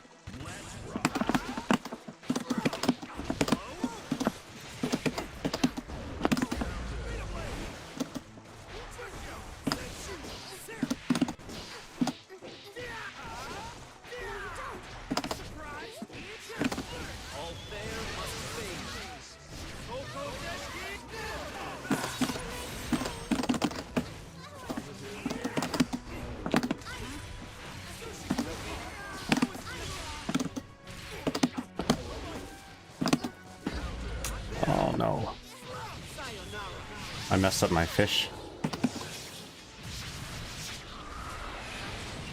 Nice. Alright. Yo, GG's. GG's. I lost too many interactions after TKTD into Heavy McHale Sword. I thought that would caught that 6p, but maybe I was doing it a little bit too late. Or too early, I don't know. Anyway, I should have done Ice Spike. Yo, GG's there, my hero. Yeah, delaying 6p. Yeah, I should have done more Ice Spikes there. I did Ice Spike at the end, 2KTD Ice Spike, but at that point, I think you kind of like figured I might do that. Alright, GG's. Board Warrior 747, how's it going? After Ice Spike, do you always recommend going for Ice Floor? Or do you ever go into something like Close S2S S Sword? Sometimes I just do like Ice Spike, dash up Close S6H McHale Sword, or Super, depending on the situation I want. Like if I want to break the wall, I'll do I'll complete the combo. Or if I can like just kill my opponent, I will go ahead and complete the combo. Otherwise it's going to be like a dash up 2KTD or Ice Floor. Yeah. All right, let's do some ranked. Do some ranked before the system update, the ranked system update. Excuse me. So the oopsies. I guess ranked. The matchmaking update happens. Excuse me. In a day or two from now, so we can kind of compare what it's like then and now.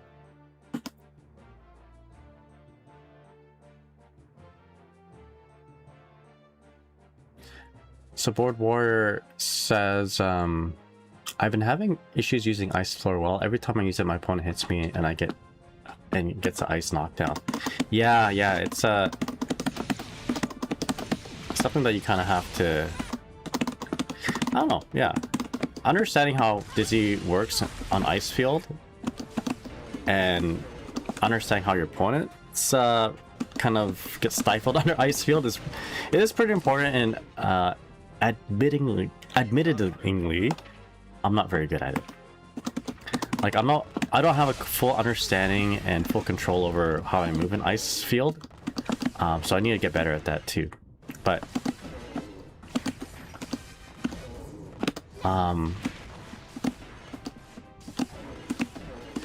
we're getting better. Covering yourself with fish and moving behind it, I'm getting a little bit better at that. Oh, here we go. First rank match. Focusing on the Peluna style, though we are playing against a Dizzy player first and foremost. Let's go. Alright. We can throw everything out of the window against my own character.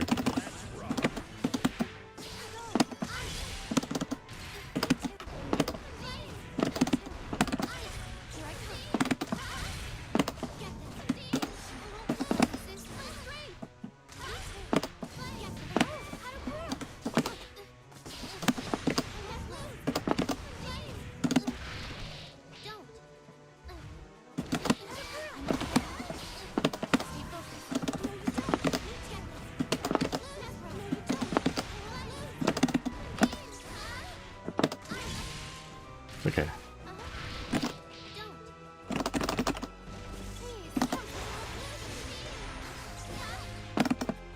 Good bait on that.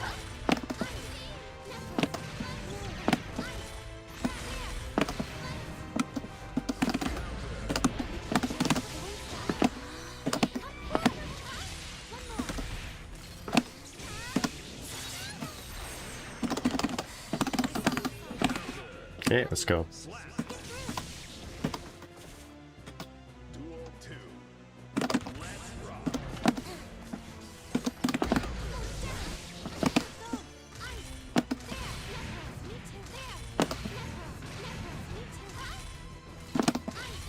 Oh wow, okay.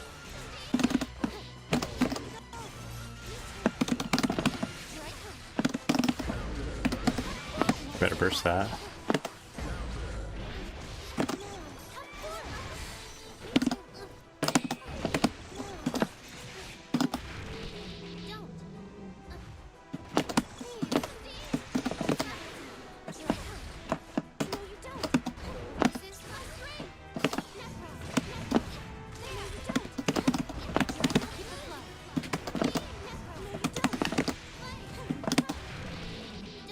Don't think I can kill.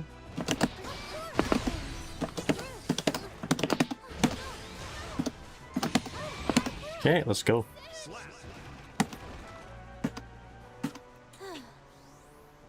Yeah, it's the old Undine and Necro, not model, but colors. Duel 1.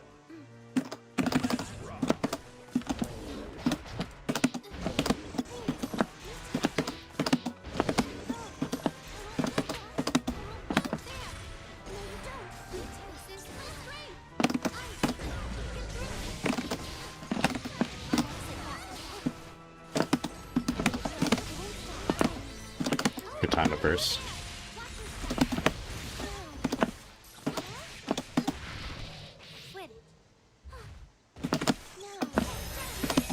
Alright, let's go. The Warcraft 2 OST is for the Queen. Duel 2.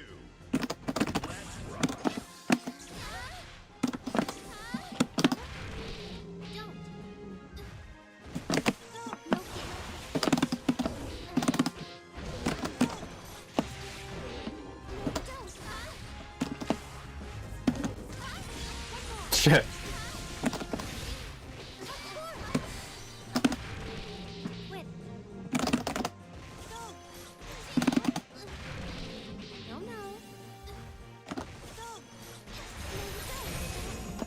I like that.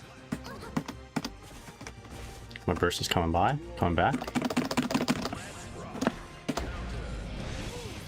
The Splinter, how's it going?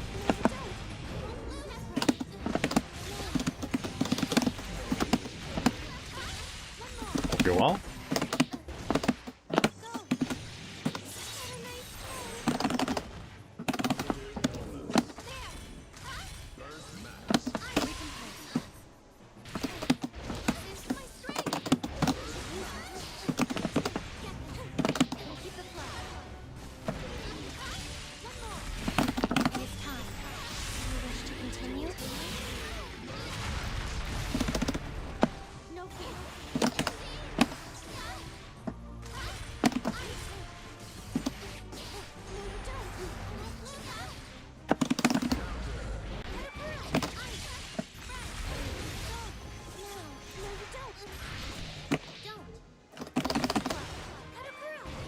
We're actually okay here. Oh, we're not! I totally messed up.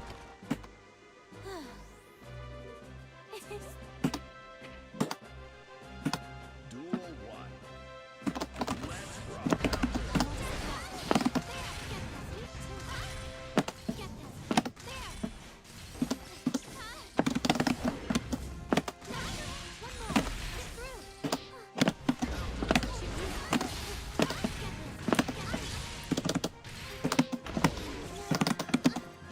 Shoot.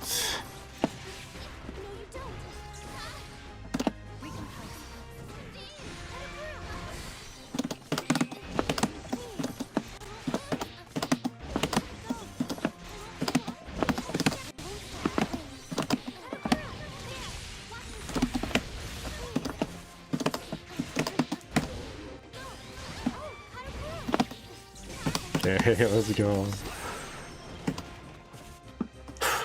2. Let's rock.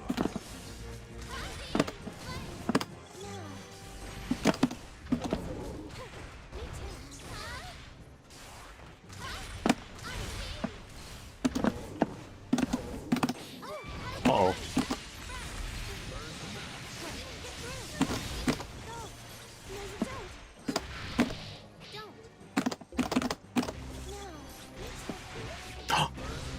No!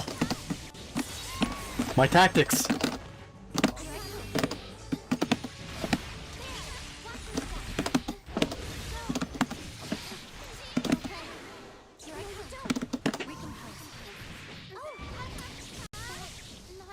Air dash back to H. Okay, no worries. Duel 3. Let's rock.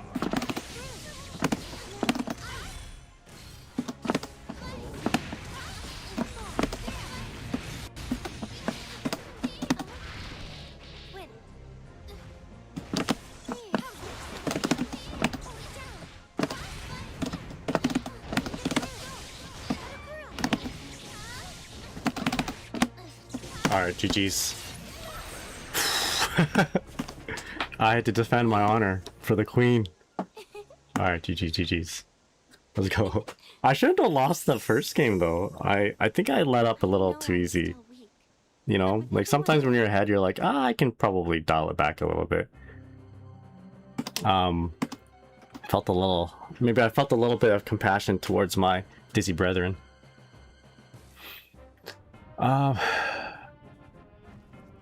Alright, let me read some of this. Sensei, if I may ask, while grinding earlier, I had to fight 3 spammers in a row. They spam Potemkin skills, Soul and Axel lows.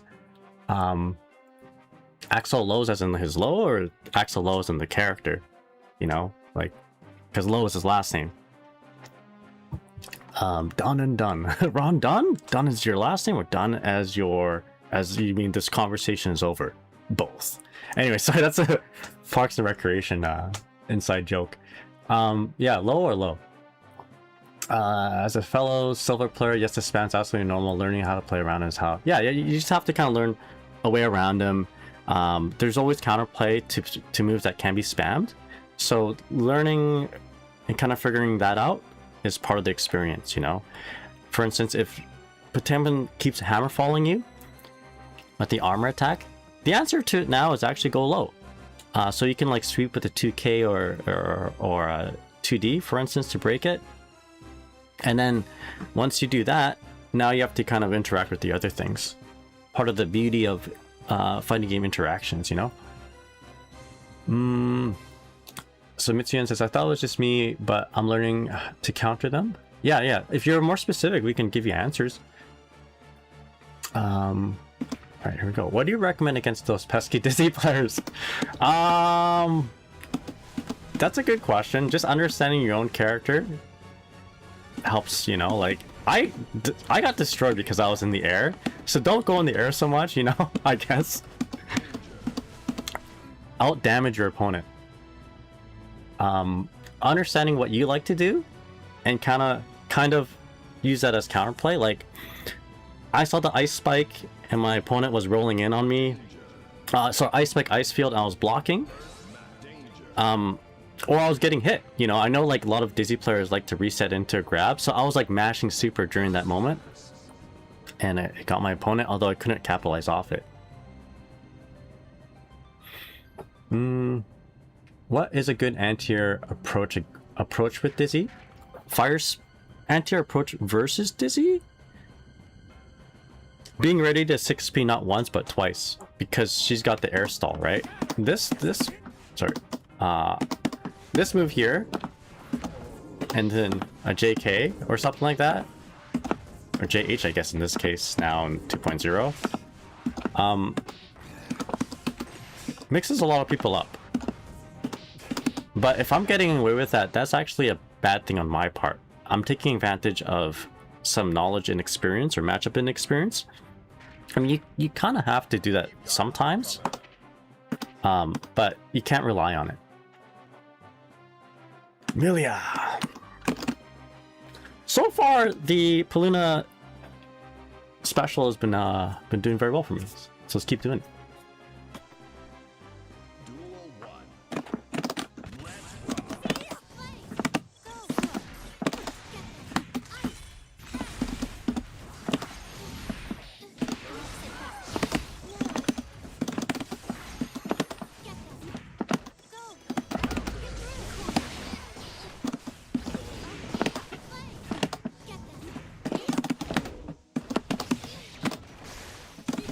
Gutsy, but it worked against me.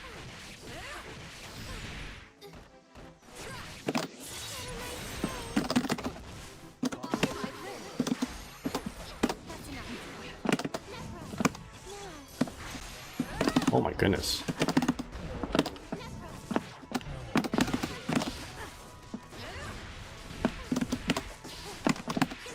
I got lucky there.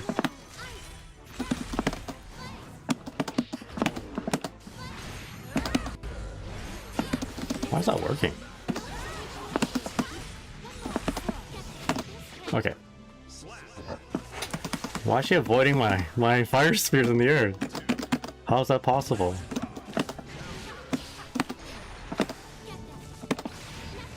Okay.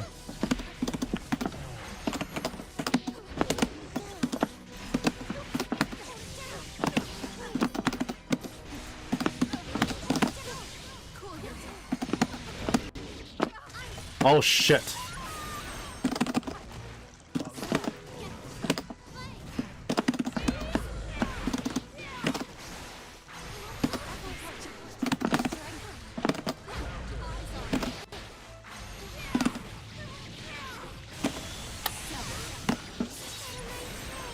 It's okay. It's okay. We saved our burst. We got a burst, we saved our burst.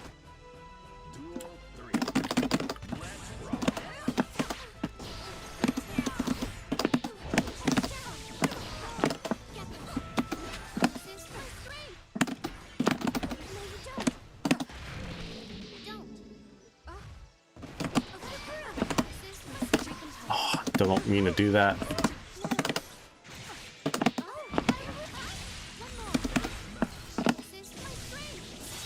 She's got burst now.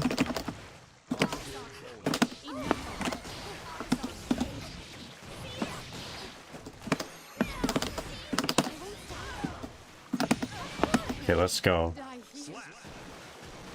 Hey there, how's the Peluna style mix-ups going? Good, when I get it. Oh, my cat. My cat likes it too. Yeah, it's kind of difficult to read on, like, in an actual match, you're right. Duel 1. Let's rock.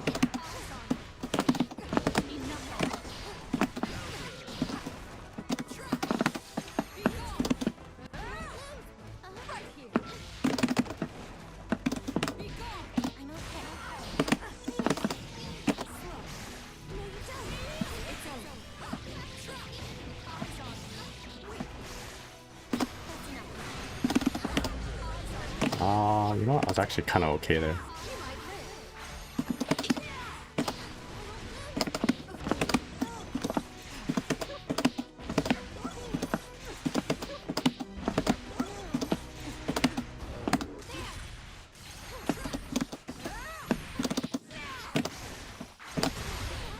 Shoot.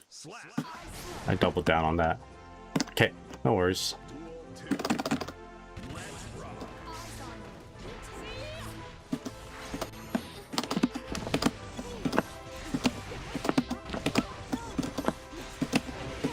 That can always work on it. Go for low this time.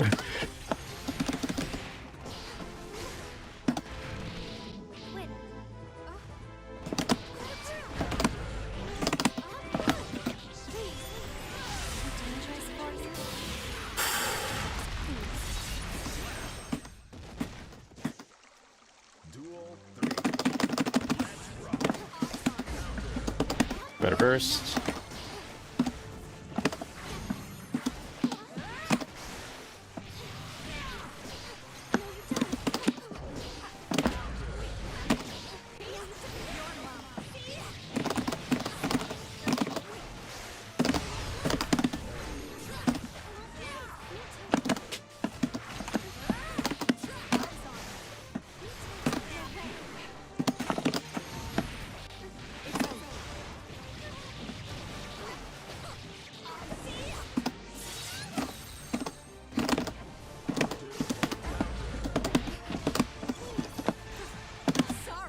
Oh shoot.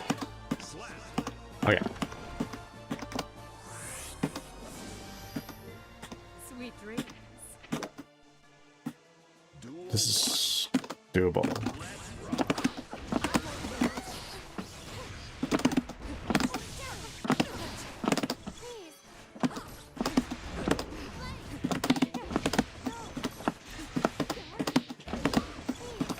I think I would just always go high, right?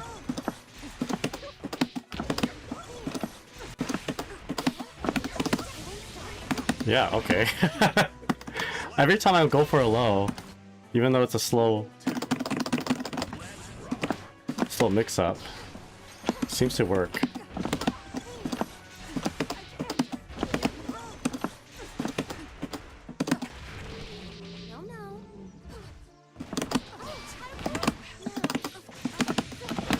Sorry, I meant every time I go for a high, even though it's a slow mix-up, it seems to work.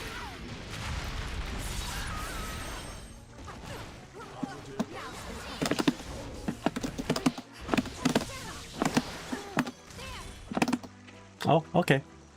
I see. I wasn't gonna say it at the time, but I'll say it now. This didn't feel like a 1700 Milia.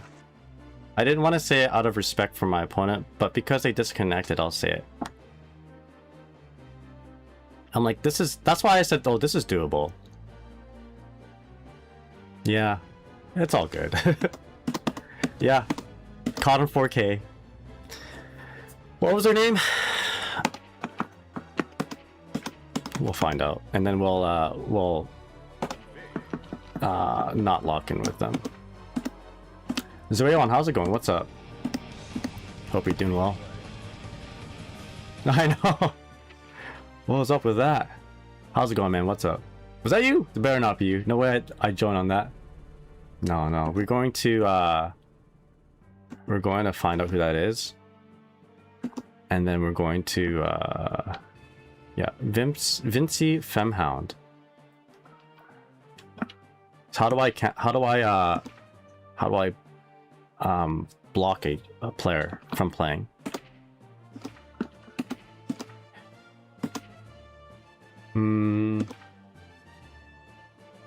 What do you do if they 6p Mikhail sword? You can just do nothing actually. 2k 2d into nothing, they 6p you whiff punish, or 2k 2d into ice spike. That helps too. You have to block from the game. You can't just block him from here. How do I... Oh, here we go. How's this? View Fincey's R code.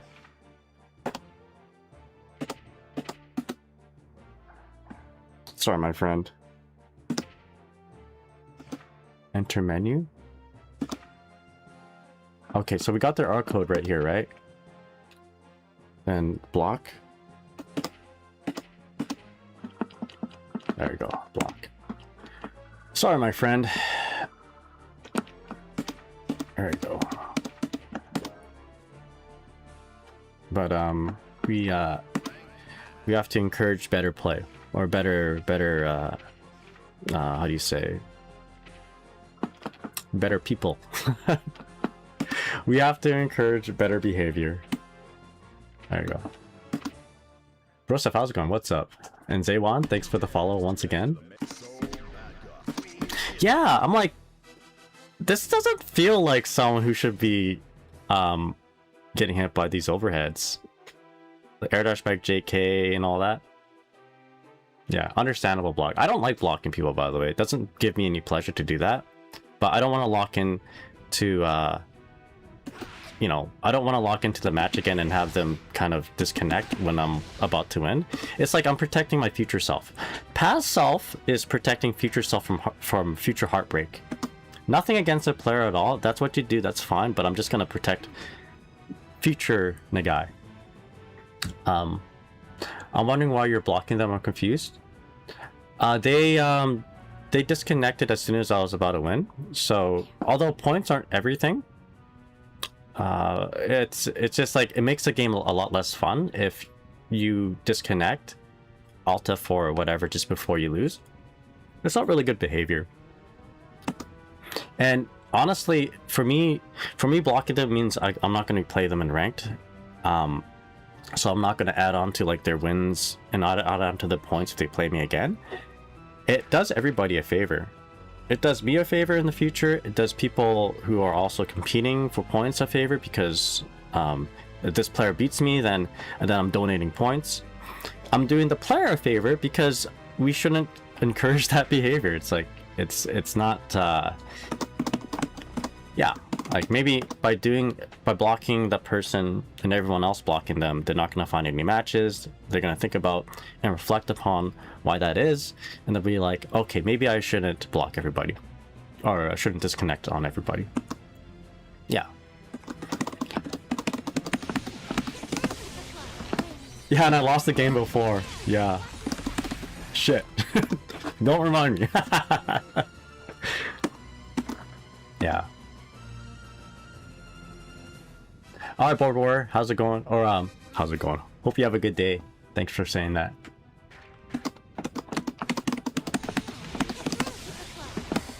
One of the reasons why a lot of people don't play ranked is that reason. Addressing disconnecting.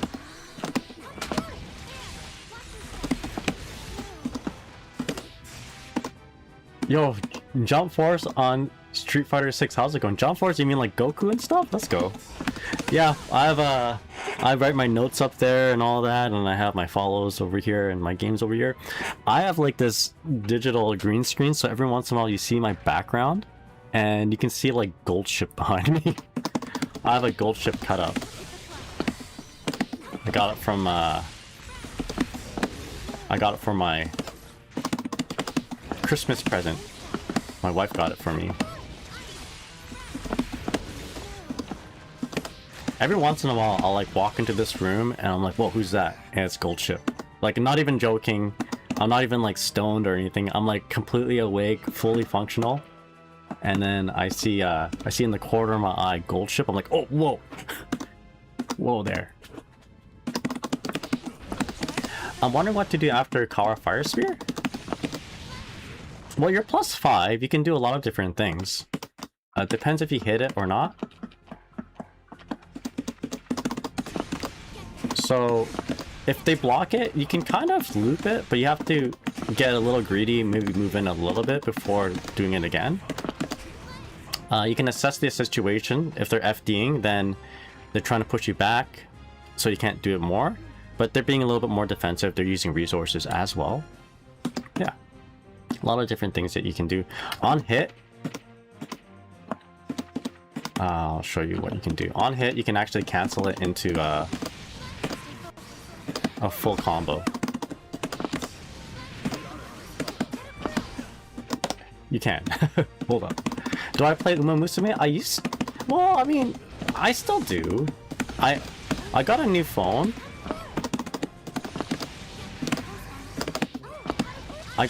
So I didn't end up installing Uma Musume just yet. And it was like during the Trailblazer event. And at that event, like, it took anywhere between 45 minutes to an hour to do your dailies, like to do a career run. So I just stopped playing it for during that time, which is like a month and a half ago, maybe a month ago. It just took too much time, and then I never bothered installing it again. Although I should, because of all the mobile games I've played, it's like one that actually makes me happy. You know, I played Epic 7, I played Final Fantasy Brave Exvius, I played Nikkei. I stopped all those 3. And I don't know, those games get a little dark and depressing sometimes. But Uma Musume is always about like the happy vibes. And I think I need more of that in my life. Liking Gold Ship is base. Gold Ship is pretty sick. I'll show you guys my green screen, or my background rather. So if I take off the green screen filter, see my background, it's kind of a mess, but she's just standing right behind me there. Same height.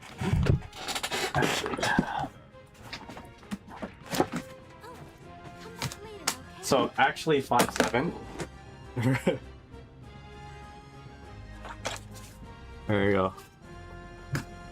I didn't know the word for it being like the same, how do you say, like correct height. I accidentally said, oh, it's anatomically correct. That's not the right way of saying it. My wife corrected me right after. She said, do not say that. Do not say that about Gold Ship. About your Gold Ship. Do not say she's anatomically correct. I'm like, what do you mean? English is my second language. English is my wife's first language. She corrected me really quickly about that. Just standing there menacingly. Yeah, to scale. There you go. To scale. She's to scale. Is Dizzy a true zoner? No, she is not a true zoner. She's a zoner in some cases, but not in all cases. She's not a true zoner like how Guile is a true zoner. You should not feel like your win condition is being back here, chucking up projectiles. And that's all you're gonna do until your opponent comes in. That shouldn't. If you feel like that's your win condition, you gotta kind of rewire how you think. It's okay against some characters, but for the most part, putting your back against the corner, like a true zoner, like we're talking Guile, for example, putting your back against the corner, chucking projectiles, is always gonna. How do you say? It's not your win condition. Every time you do it, you're allowing your opponent to get closer, closer, and closer to you, right? It's hard to keep pushing your opponent out if they play the matchup correctly. If you're playing Guile, yeah, you want them to jump in, you want them to make a bad decision, and then you anti-air, right? Them jumping in on you while you have these projectiles out is like a, it's like you're playing a carnival game, you know? It's a party game. It's like Mario Party. Right, there's ways around it, and they can even like RNG around it too, right? So it's not a reliable way of playing neutral with Dizzy. Yeah, anyway. So I can't say that she is a true zoner because of it. In fact, if you look on the guides, if you actually look, not on the guides, but if you look at the official website, I'll look it up here for you.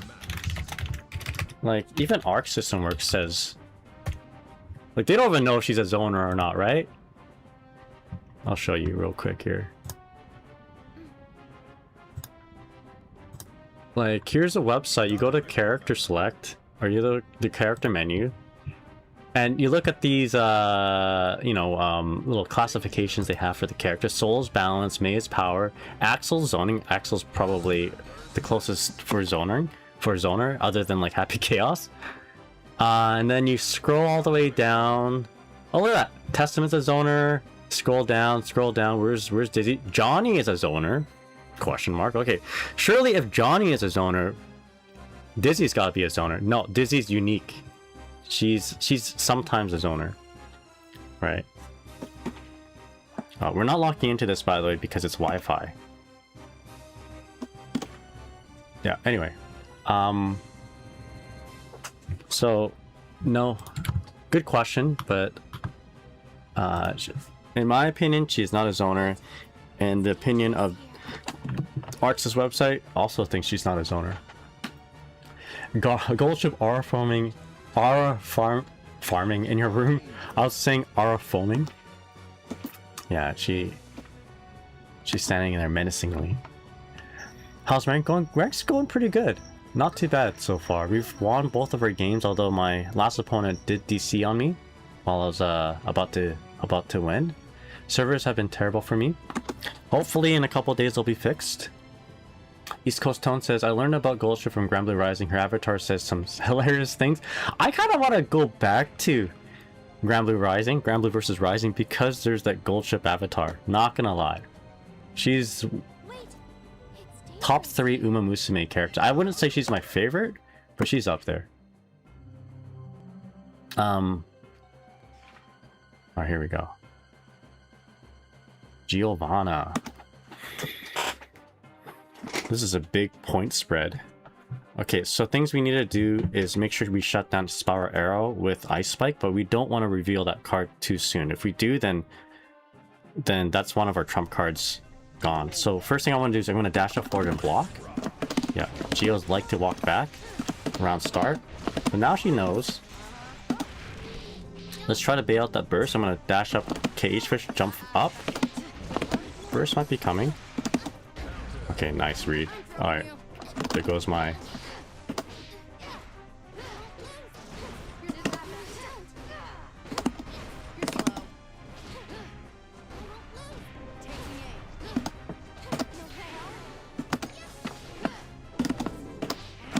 Okay, here we go again.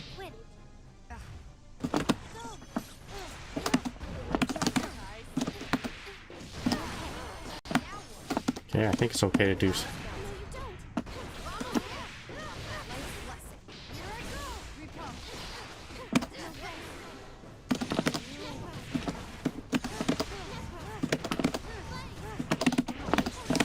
Okay, I think it's nice. It's okay to do Ice Spike now. Duel 2. Let's rock.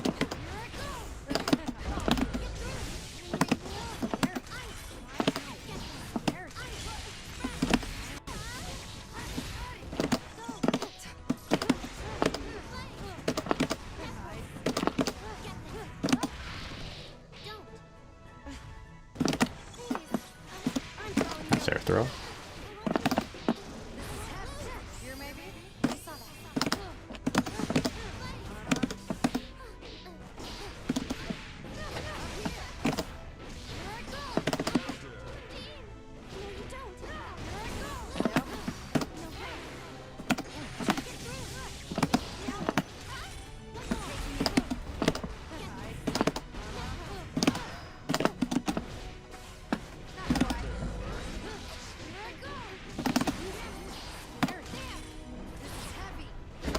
Shit. Navigated the Ice Spike pretty well. Okay.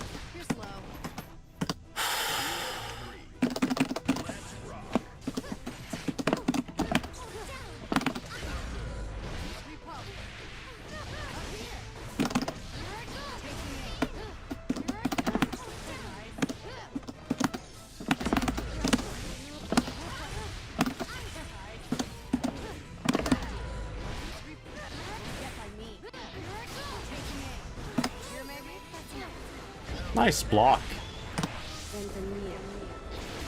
That's it. Oh, great block there. The BRC that got out the YRC. Alright, no worries. Pretty sure we're playing a sub 1500 player. That's not tactics a sub 1500 player has. Okay, but I don't think I should have lost that.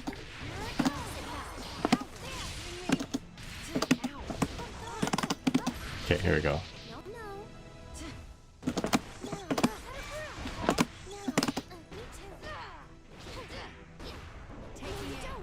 I got a little greedy actually.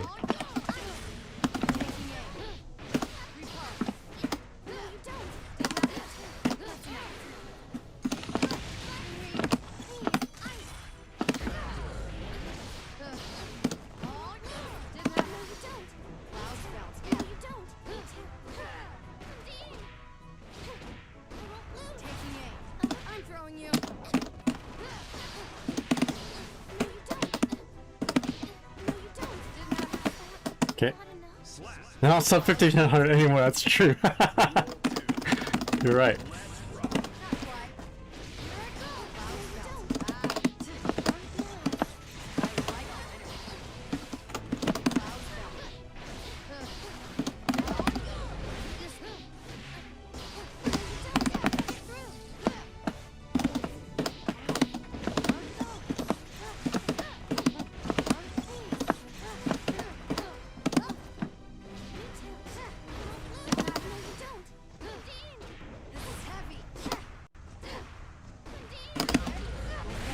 Good stagger.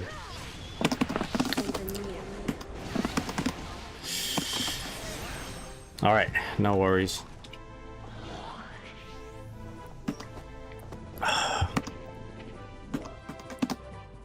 I don't think I should have lost the first game. Although, it was a good one. Second one, yeah, I was ice spiking all wrong, I think. Or maybe I think I held it back too much. There's moments where the Geo would place herself just right out of ice spike range, and I think I got just really unlucky just a few times, and those few times on the misspaced ice spike just costed me. That or my opponent was like extremely godlike, or both. I'll tell you that the Geo is a lot better player than that Milia. Maybe that Milia gaslit me into thinking 1700 should be played like that. I don't know.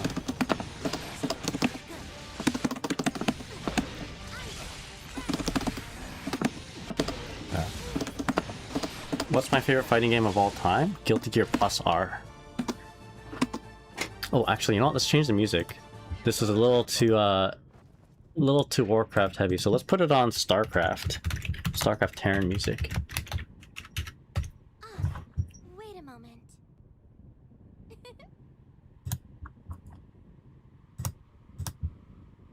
There you go. Yeah, Guilty Gear Plus R is my favorite.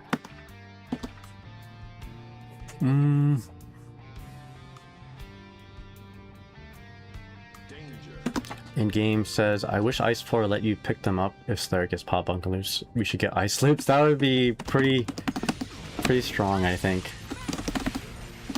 Not one Ice Spike is good. Maybe two to set things up. Okay, let's go. Is Plus R the strongest version of Dizzy? Yes. Kenja, let's go.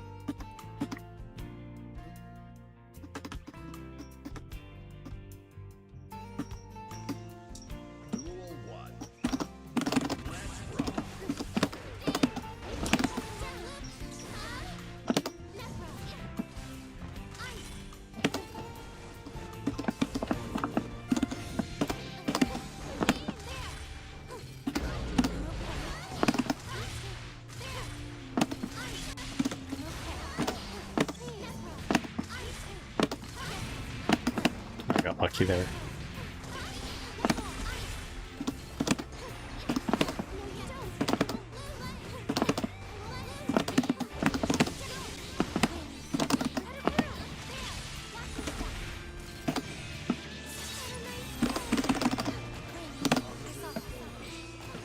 Oh, I thought that was my meter.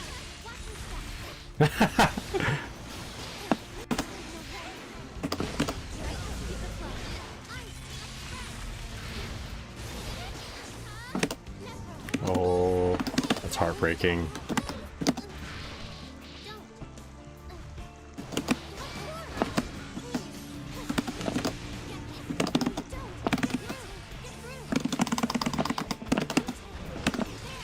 Okay.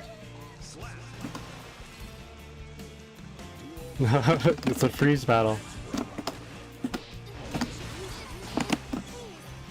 Ice to beat you.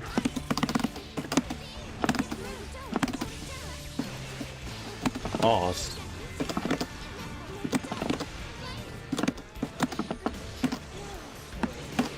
oh, I like that.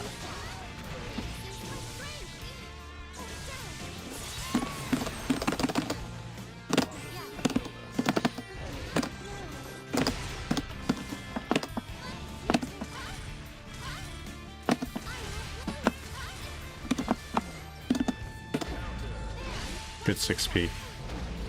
Oh my goodness, it worked. Okay, we'll take that. Not enough. Yo, Vince, what's up? Duel 3. Let's rock. Wait.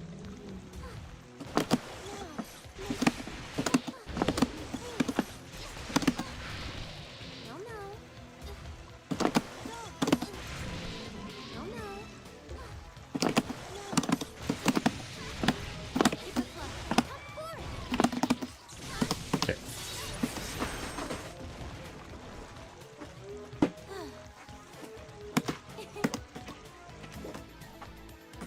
Duel 1. Let's rock. Here I come. Me too. Here I come. There. Wait. No hesitation. One more.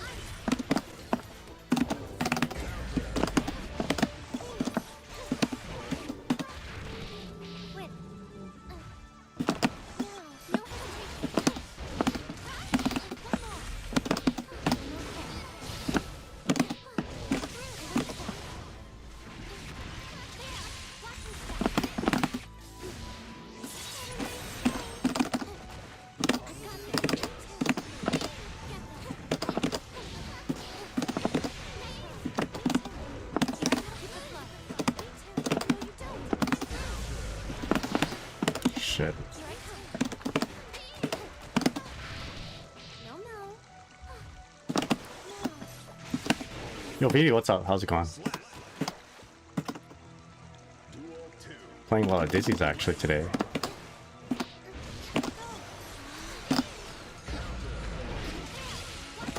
That's gonna be yeah,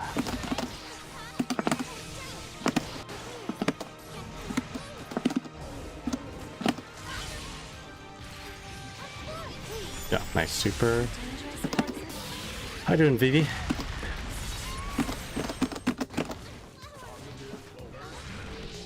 Wait. Oh, I love it. Nice. Duel 3. Let's rock.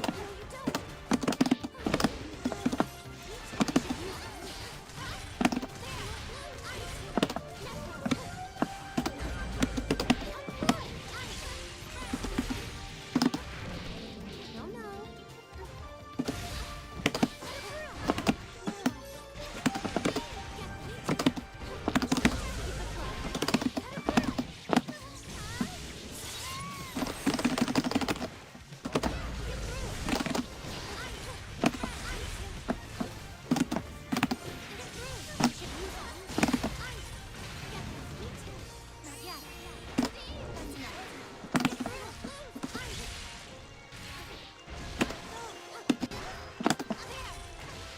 Wow, I got really lucky there.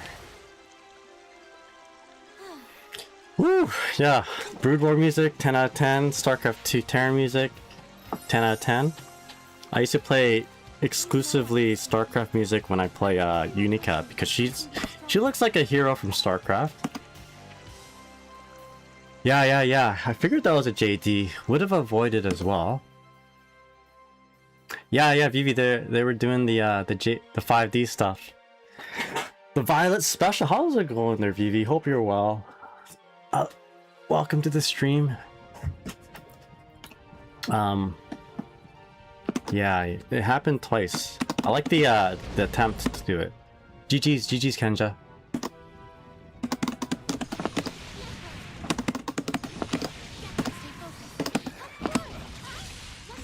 Today I'm focusing on doing the Peluna style.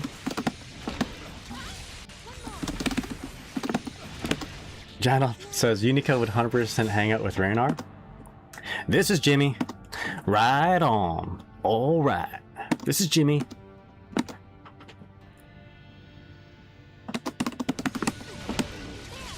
What else did he say? You want a piece of me, boy? Go, go, go. Fire it up. Somebody call for an exterminator. And then the siege tank. I never understood a lot of the military lingo that they said, so I just thought it was like I had my own interpretations of it. So the siege tank would go Pros Eden, but I thought for some reason I thought he was saying Rose Eden. Rose Eden. I'm like, what is Rose Eden? Must be like a military thing, like how people go like Charlie Tango, Rose Eden. And then I think the battle, was it the battle cruiser, said some things too. Like engage. Engage. I thought you said in the cage. Like in the cage. In the cage. Like that's like, you know, you got him in the cage. I got him in the corner, so I got them in the cage. But yeah, anyway. One of these things, you know, you struggle with English if you are ESL a bit.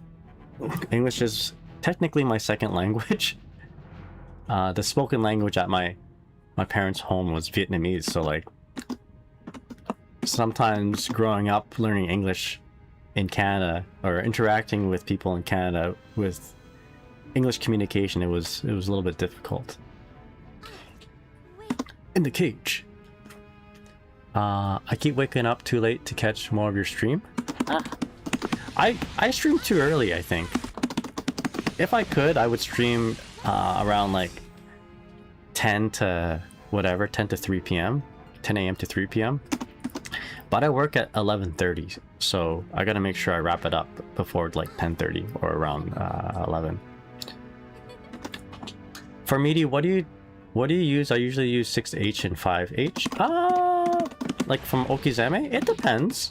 I would like to use fish, but fish isn't always the answer. There we go. Glucic Goliath. This guy is good. Or he's really tough. And I think normal Patefka play beats normal Dizzy play, so I gotta kind of walk in here.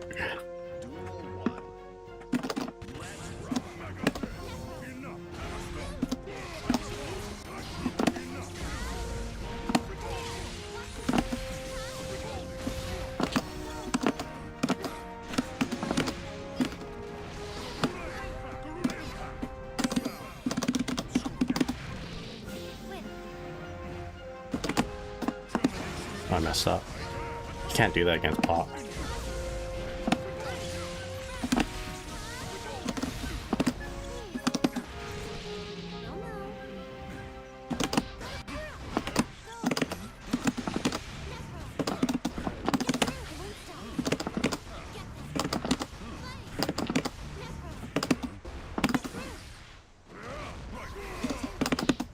Oh, here we go. Duel 2. Let's rock. Let's run.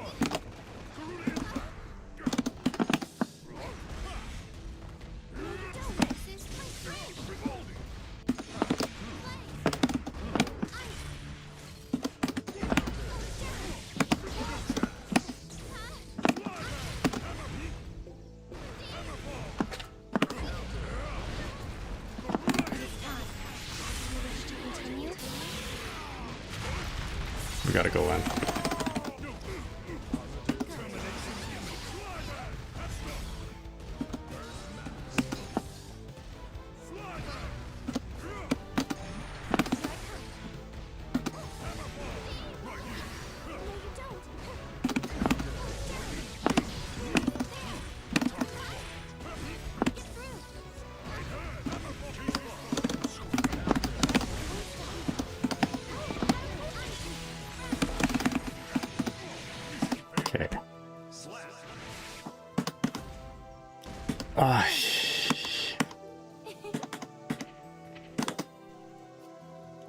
in the cage.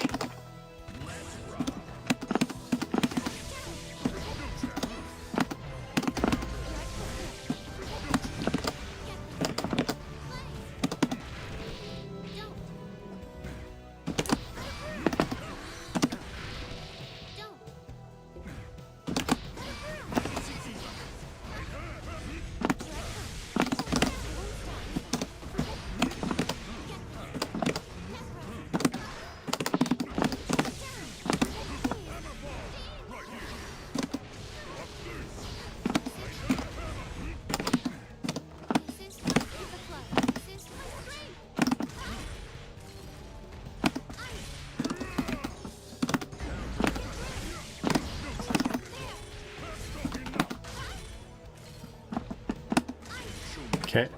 Slap. Duel 2.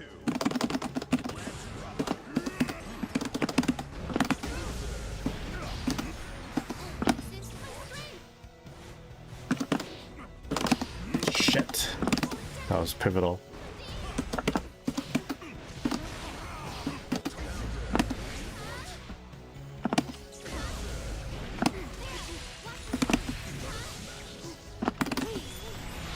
Dangerous forces.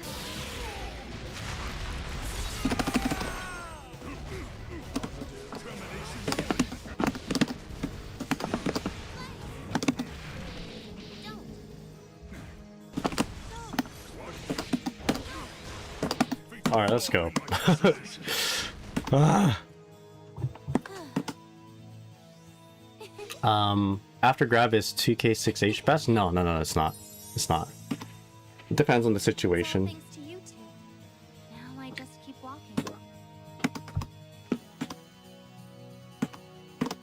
So let me go over what I normally go after a throw in the corner. So you're gonna win Eva with Dizzy now since she's top 1? Hey, listen, I mean, if she's not top 1, no, we gotta get her there though. Really quick, you'll see me do this often, 6H pressure, right? It's pretty good against people who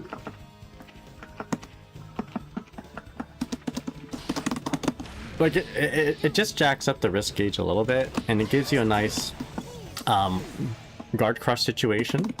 So guard crush, you don't have throw involved. Sorry, my phone. You don't have throw involved after guard crush. Or the opponent, the defender doesn't have throw involved after guard crush. You have throw involved after recovering from other defensive situations, such as a block, getting hit, and waking up. So there's, I believe, 5 frames of throw involved. So you can't, like, as soon as they get up, grab them right away. But as soon as they recover from a guard crush, you can grab them right away. Basically, as long as they don't put themselves airborne. So if they don't up back, if they don't backdash, if they mash, then you can throw them again, right? So this is one way for me to like get this guard crush on their wake up. Although you could just like do nothing, wait a little bit, and then guard crush them like that. You get a really late meaty guard crush. Actually, this might not be a bad idea. Now, doing this might actually make a certain situation good. Let me just see here. If I do a late one.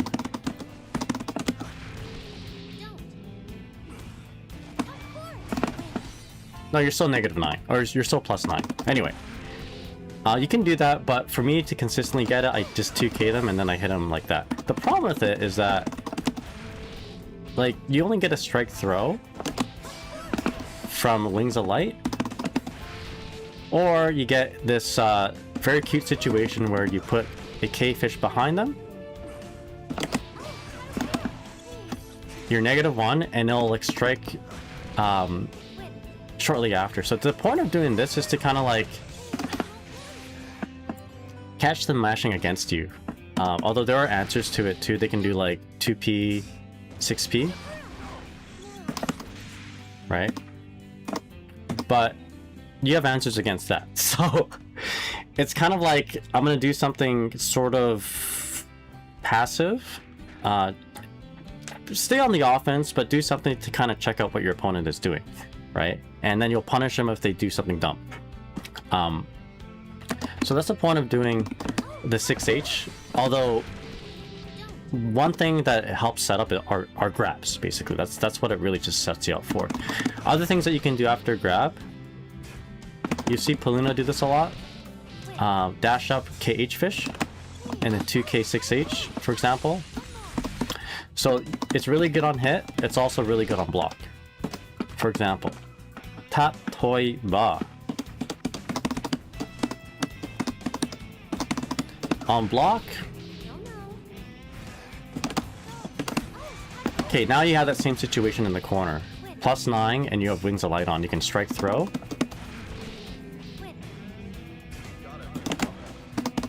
I'm not going to accept that. Oh, it's even Wi-Fi. It's +9.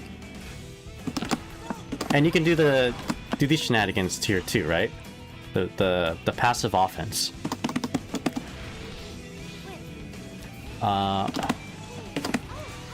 Just be careful because you have to be up close. You have to be pretty close to make this connect on hit. You can't be too far off. Like if it's a rather shallow dash into 2K 6H, that's not going to combo. You have to kind of dash up real close. Put yourself in range of a throw, but at the same time, be early enough so that that 2K catches a throw. So if I wake up throw with soul, I'm gonna counter hit, right? Now you might be thinking, okay, that's just pretty one-dimensional. It's just a low and whatever. But a lot of players just they kind of flinch. They kind of like they're kind of scared of the fish. So if you dash up K fish, you go for another throw. So you got a little strike throw kind of game going on here if you want. Right? So that's like what you can do for strike throws. You can do that passive offense with the fish kind of covering you if they mash buttons. Or you can go for strike throw. It's pretty cool. Furthermore, you can do some really interesting things with meter. This is kind of cute because sometimes it also makes you bypass YRC. So if like your opponent likes to YRC on wake up after blocking hit, doing that allows you to block the YRC. Sometimes you actually just phase right through it. There's a lot of things that you can do to expand off it if you want. So there's like one route, which is like the strike throw route. There's also the mix-up route. So for example, you can just jump in. Actually, you know what? Let me show you what Kenja was doing. This is a really cool mix-up. Although this is kind of like, you do this on the second layer. So you can safe jump from here. Oh, by the way, I should really note this. The problem with the strike throw, by the way, is the fact that it's not really reversal safe. So you do this, and they DP, they get up, right? So you kind of have to, you kind of have to kind of back off. Like you have to make a commitment to, oh, that's a good connection, but I'm in the middle of talking here. You kind of have to, you have to commit to blocking a reversal, for example, right? There's no way to make this reversal safe unless you have meter, I suppose. But then even if you have meter, you know, I'm not gonna go into that talk about that. But basically,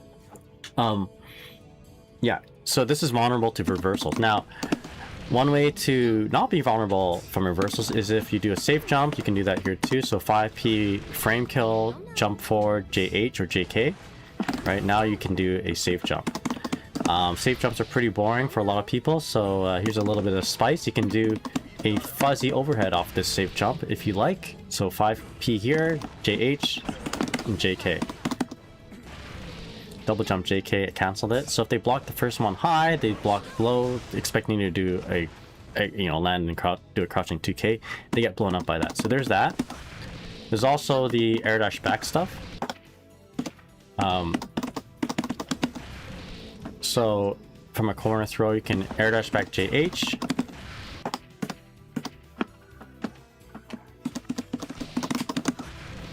As a bike main, I want my safe jumps back. Yeah, I'm sorry. I'm sorry they took them away. So air dash back JH. We'll do 5k 2D here just to loop it. Broseph says, though Warcraft 3 has the best soundtrack in Blizzard games, in my opinion. I like StarCraft better. Okay, so I like Warcraft 3 as a game better than StarCraft. I love Warcraft 3. I like fall asleep to Warcraft like pro matches. Like it's a thing that comforts me. But the only soundtrack I really like from Warcraft 3 is the human sound, the human track. In multiplayer games anyway. So after a throw, you can also do this high. Jump forward, air dash back JH, which also acts as a safe jump. Look at that. You could also go for a low from here. So 2k fire spear is what I like to do. Or you can commit to 2k 2D. And then loop your setup. Loop the mix up here. The same thing here, right? If you like. A lot of things you can do, but those are the things that I like to do. Now we can mix and match them actually. There's a way to mix and match. So for instance, if I grab them, I run up and make it look like I'm doing the strike throw. You see me do this a lot more often now because I'm finding this be very effective. And I did this a lot against that Geo earlier. I overrepresented it. So this is like feigning you're going to do the strike throw, but then you jump, and then now they have to deal with that high-low. This is just a very defensive maneuver. So it will block a DP. It will block a burst, and if you're good enough, you can IV that burst and grab them on the way down. Yeah. Come back later, okay? Anyway, those are the throw things I like to do. So 2k into 6h isn't always the best option, but I did it against that Potemkin because I feel like Potemkins are they might be a little bit uneasy if you do strike throw against them. So I mean that's not always going to be the case, but that's the feeling I get a lot. So a little taste of their own medicine, even though my throw isn't as strong, kind of puts something in their mind, gives them something to think about, right? I love that everyone's saying Undead's theme is my favorite. Oh, you know what? Let's put on the Warcraft 3. Let's put on Warcraft 3 human theme.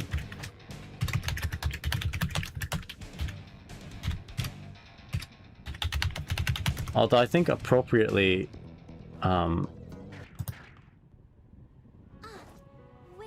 Danger. It's only 4 minutes. What the hell? All right. Let's go Warcraft 3 multiplayer theme.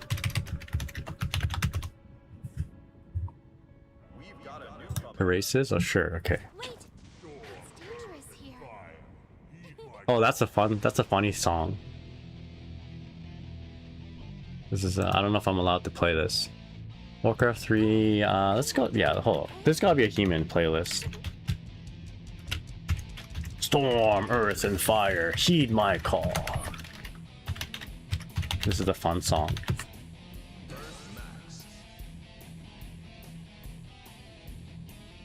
Human theme soundtrack compilation. 19 minutes. Okay, here we go.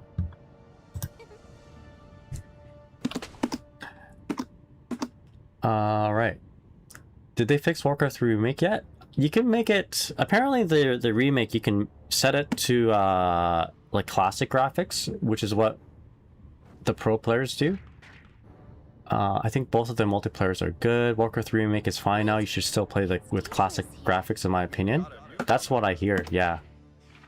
I'll buy it. I think I'm gonna buy it. Fake jump back is something I'll be trying. Yeah, I do it a lot just to be defensive. When I hear music, it instantly teleports me to playing the game. For the Horde. My life for the Horde. My life for Nuzul. Or we're playing against the Blade Master though. Duel 1. Let's rock.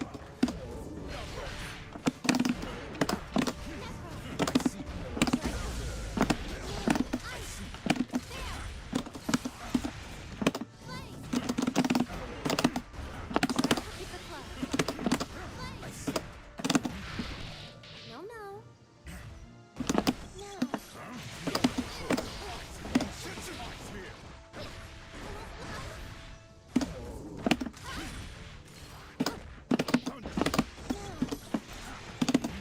Okay, watch the super.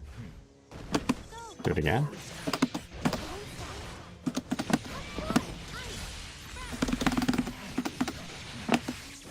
Oh shit! Okay, that worked out. Our sacred grove is being desecrated. That's what they say, right?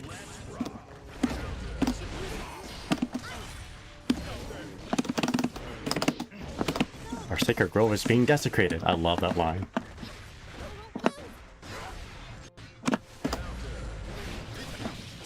Yeah, I messed up. Hold on. Thinking about night off matchups.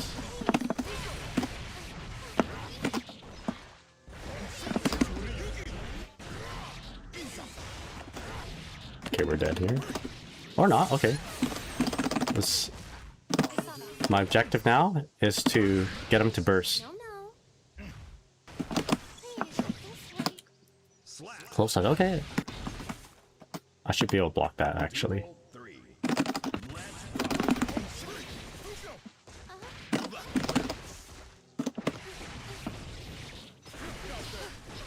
you don't.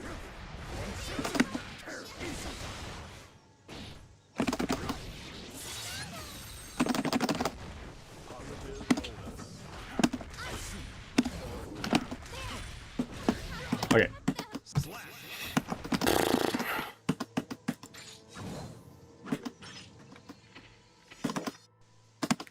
Duel 1. Let's rock.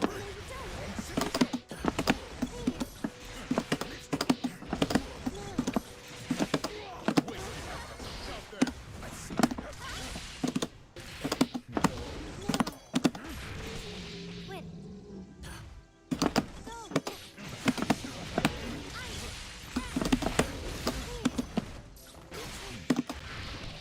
Quit.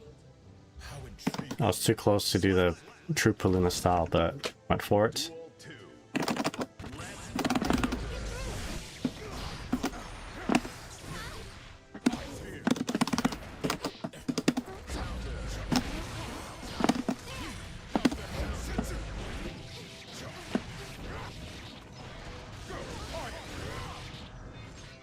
It's okay.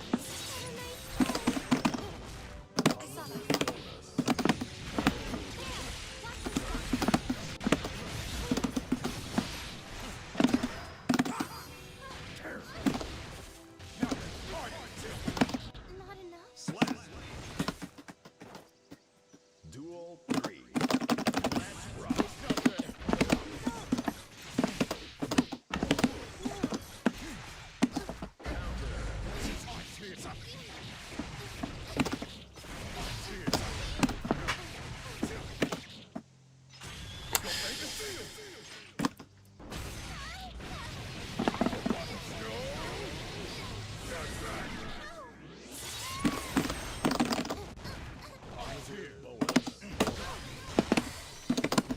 Oh god.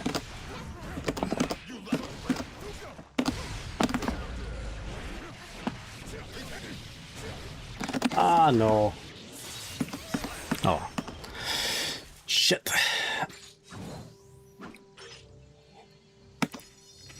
I think something fell apart in the first game. It's okay. No worries. Rosa says I'm usually hearing I need more ziggers. What do they say actually for that? You require more ziggurats. Xenoto says I'm so tired of keep having weird dreams. I'm having dreams of Dizzy. I'm having dreams of the Peluna style. There.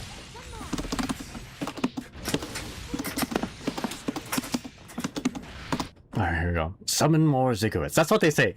Summon more ziggurats.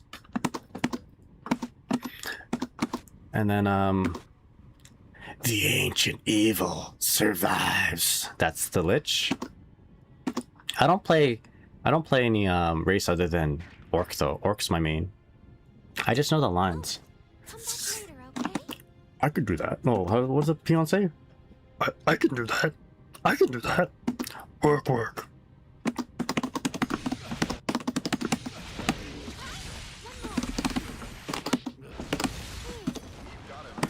Alright, let's go. Real talk, I didn't really like the Frozen Throne Night Elf campaign. That's the one with the Warden. Volition. Alright, let's do this. With the power of my hero. Let's go. Yeah, they focus on the Warden. Duel 1. Let's rock.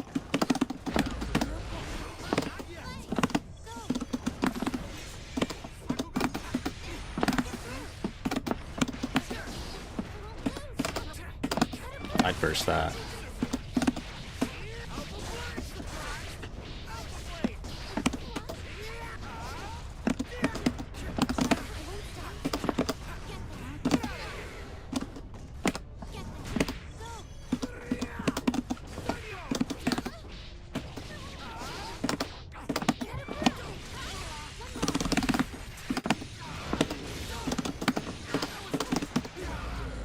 Okay, not what I meant, but that worked out.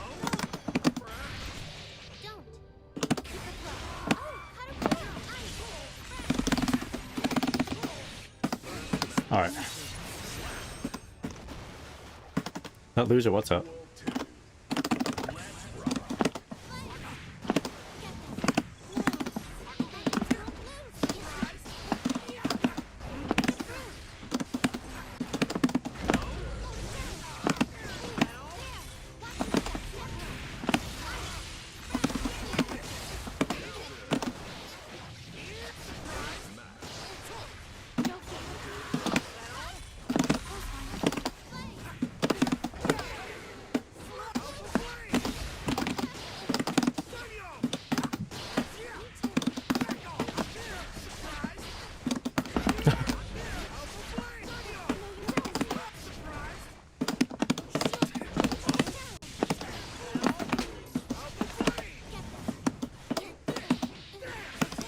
Yikes.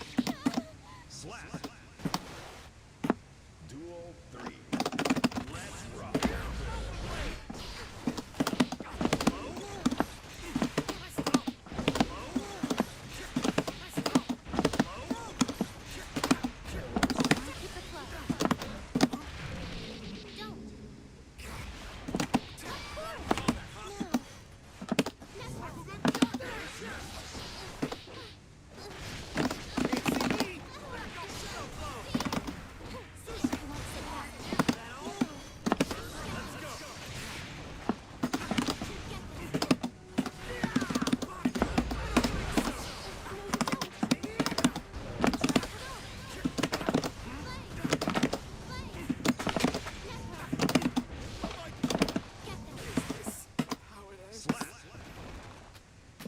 Okay.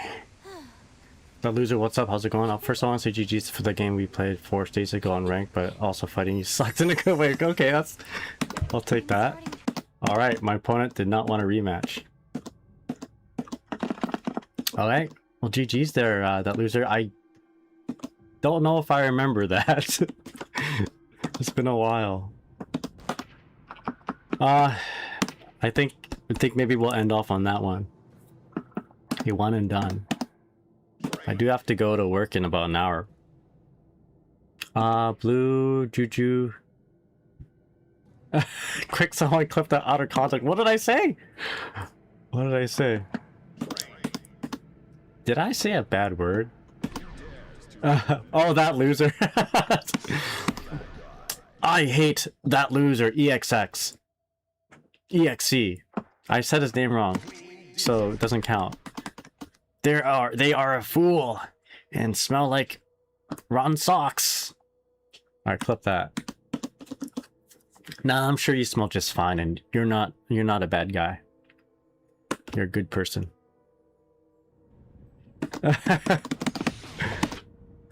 All right. So to review the Peluna, I think it's working for me.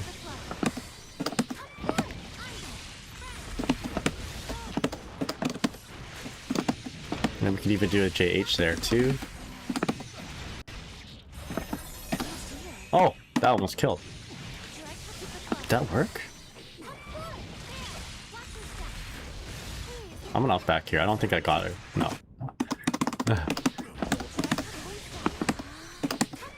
So from here, sweet. Let's just do the regular Peluna. There you go. What time is it? I got time for one more. Maybe we'll do one last ranked match. What character did you play, loser? And I mean that as like your name. I guess I shouldn't say that. EXE?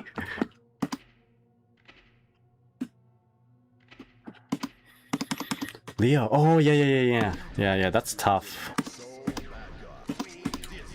That's tough. Yeah, Leo versus Dizzy is tough. Muzikashi, as they say in Japan. What happened to the music? Alright, just for our brosif, we're gonna play the undead theme.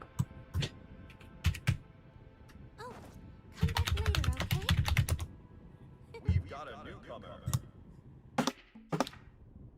Here we go. Undead. Let me know if it's too quiet. Danger. The ancient evil survives. That's what he says, right? What are some undead lines? I guess the Acolyte says a bunch of stuff. He says, my life for Ner'zhul. That's what he says.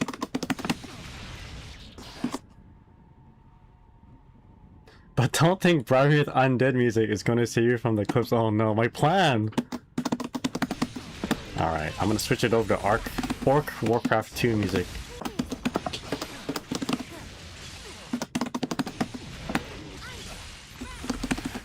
So EXE says, I'm trying to figure out the timing on sniping ice floor, but it seems to be inconsistent. I know I get momentum on activation, but not getting all the time. Oh, right. Yeah. The, what's his name? The spiky guy. Indubitably. I gotta lock in again. Yeah, JD on the ice field, or she does it right away and you block it. Like in neutral, you can dash forward. The crypt lore, that's it. Indubitably. What's in the box? Uh-oh. Didn't want to know. Thank you for waiting. Let's have a good fight.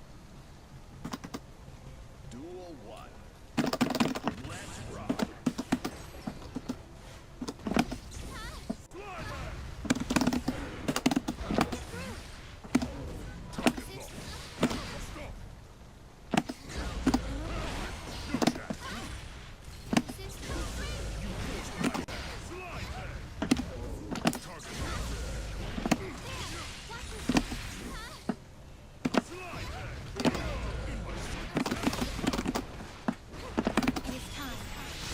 Who plays Dreadlord? He's good. What is it? The Crypt Swarm? CS? It's such a good move. So is Sleep. So is his passive.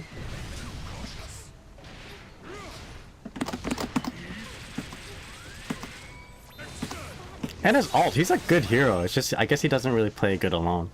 You have to like go mass ghouls. Oh, sorry. Day, how's it going? Thank you so much for the follow on YouTube. Appreciate it. Just give me 1 sec here.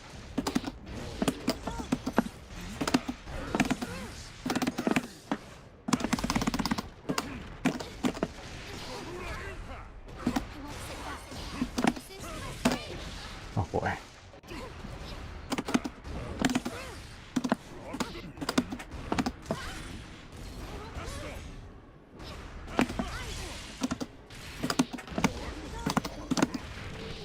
No, no. I've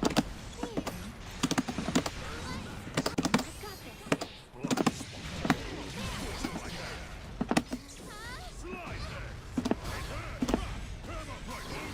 Oh, yikes. Actually, I'm okay here.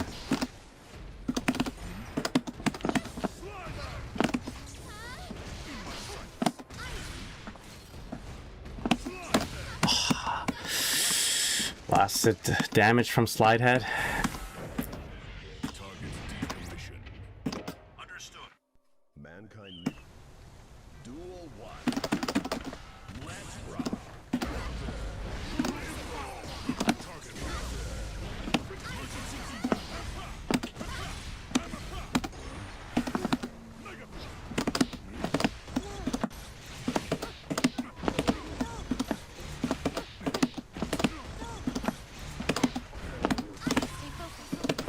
I shouldn't do that. Every time I do, I say I shouldn't do it.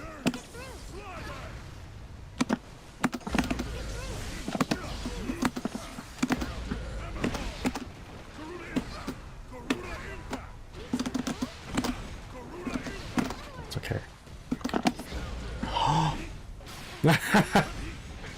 I think I would have been okay if it was the old patch 6H. Not enough. I was just out of... I was just within range. Duel 2. Let's rock.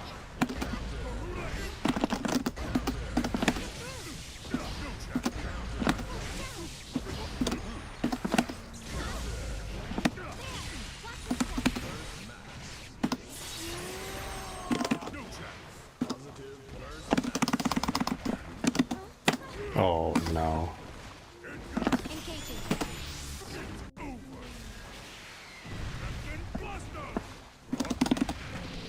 No, no.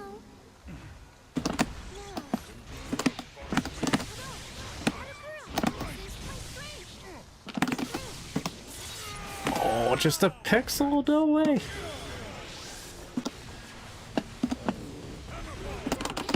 Okay.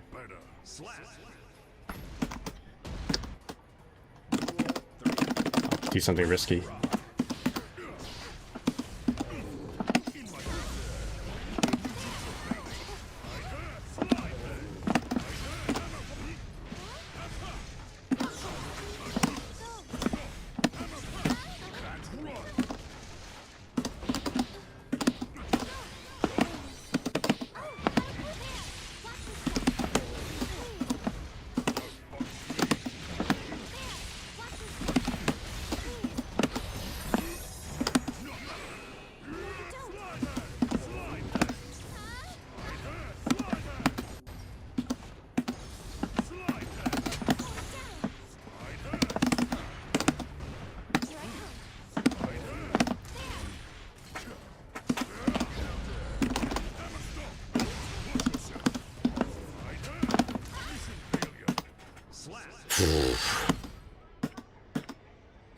Fight for your life!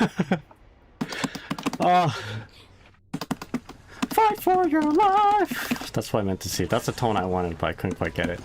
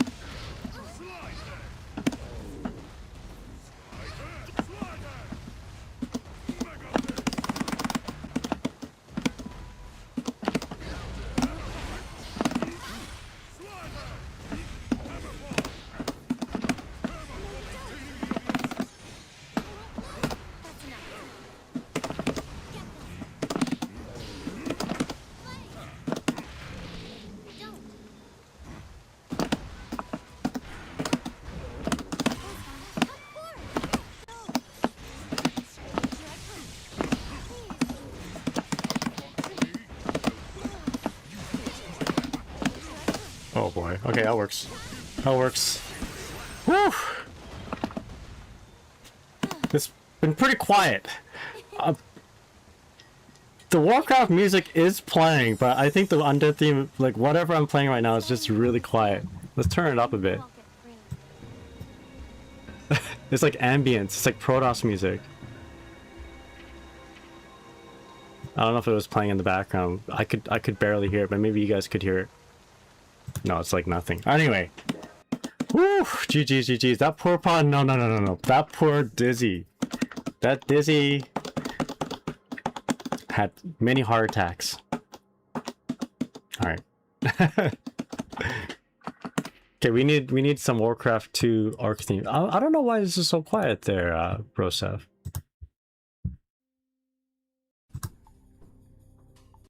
There we go. Dizzy top 8 since she made top 8. Well, we're gonna try. We're gonna do it. Alright, anyways, 10:38. And let's see where we're at right now in terms of ranking. Alright, Warcraft 3 music is so good, it's so... I don't know, it's like too quiet. Let's do Warcraft 2 arc theme. I don't know why it's so quiet.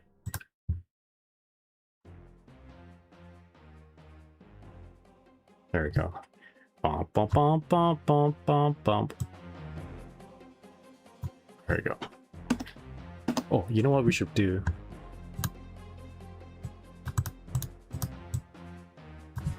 Alright. Here we go. I was gonna put on the, Wait, didn't I just play a guy named Vurix? Where are we at right now in the Dizzy rankings? Currently... Wait, this isn't representative of my rank because it needs to update, but we were 1651, I believe? So we just broke the... Yo, we're above my other rank, meaning adding Peluna style at least plus 5 points.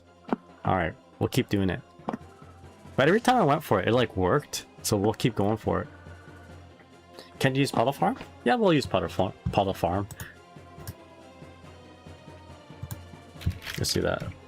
Puddle Farm. A better song actually is the victory theme.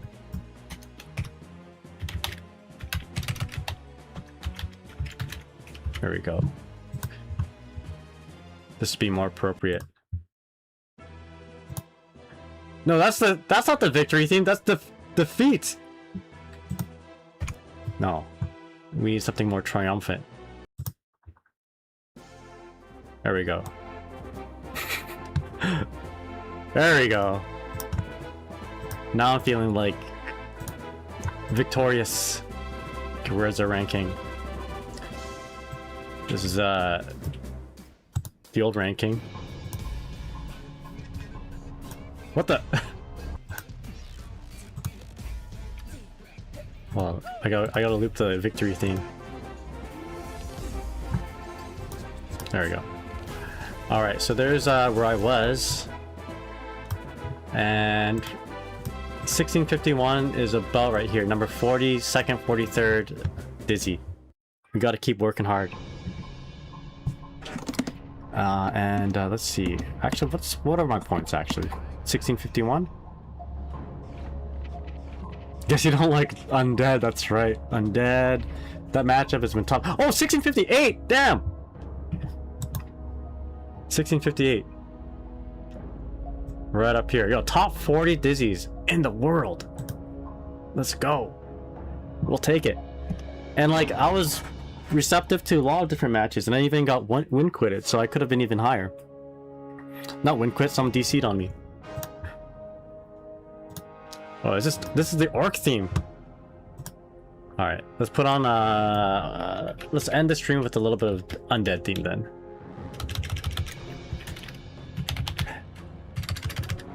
And then we'll turn it up. Undead music. There we go. I mean, from all the races, I think Dizzy works best with undead music, or with the undead race, because the undead in Warcraft has the most like ice mechanics, right? The Lich has the Frost Shield, Ice Nova. They're all cold and stuff. For the Frozen Throne, right? Makes sense. There you go. Spooky. Lich is busted. Yeah, Lich is busted. Coil Nova. Both. If you're both level 3, Coil Nova, instant death. Well, not instant, but yeah. But you know who else is busted? Blade Master. Actually, every hero has, every race has their busted heroes. But Lich is good, especially when you have the Orb of Chaos or whatever it's called, Orb of Darkness. You start inflicting negative armor on them. Your arc heroes are busted. Not unless you go for TC first, Torn Chieftain first, then it's not so busted. Alright, let's go ahead and raid somebody. But Broseph, what I used to do for fun was go with TC first, get Pillage, get Grunts and Raiders, and just like first skill is like, it's pretty troll. First skill is Endurance Aura, so I just walk faster. I will head over to the base, get my resources, TP back, or like speed scroll back. It was glorious.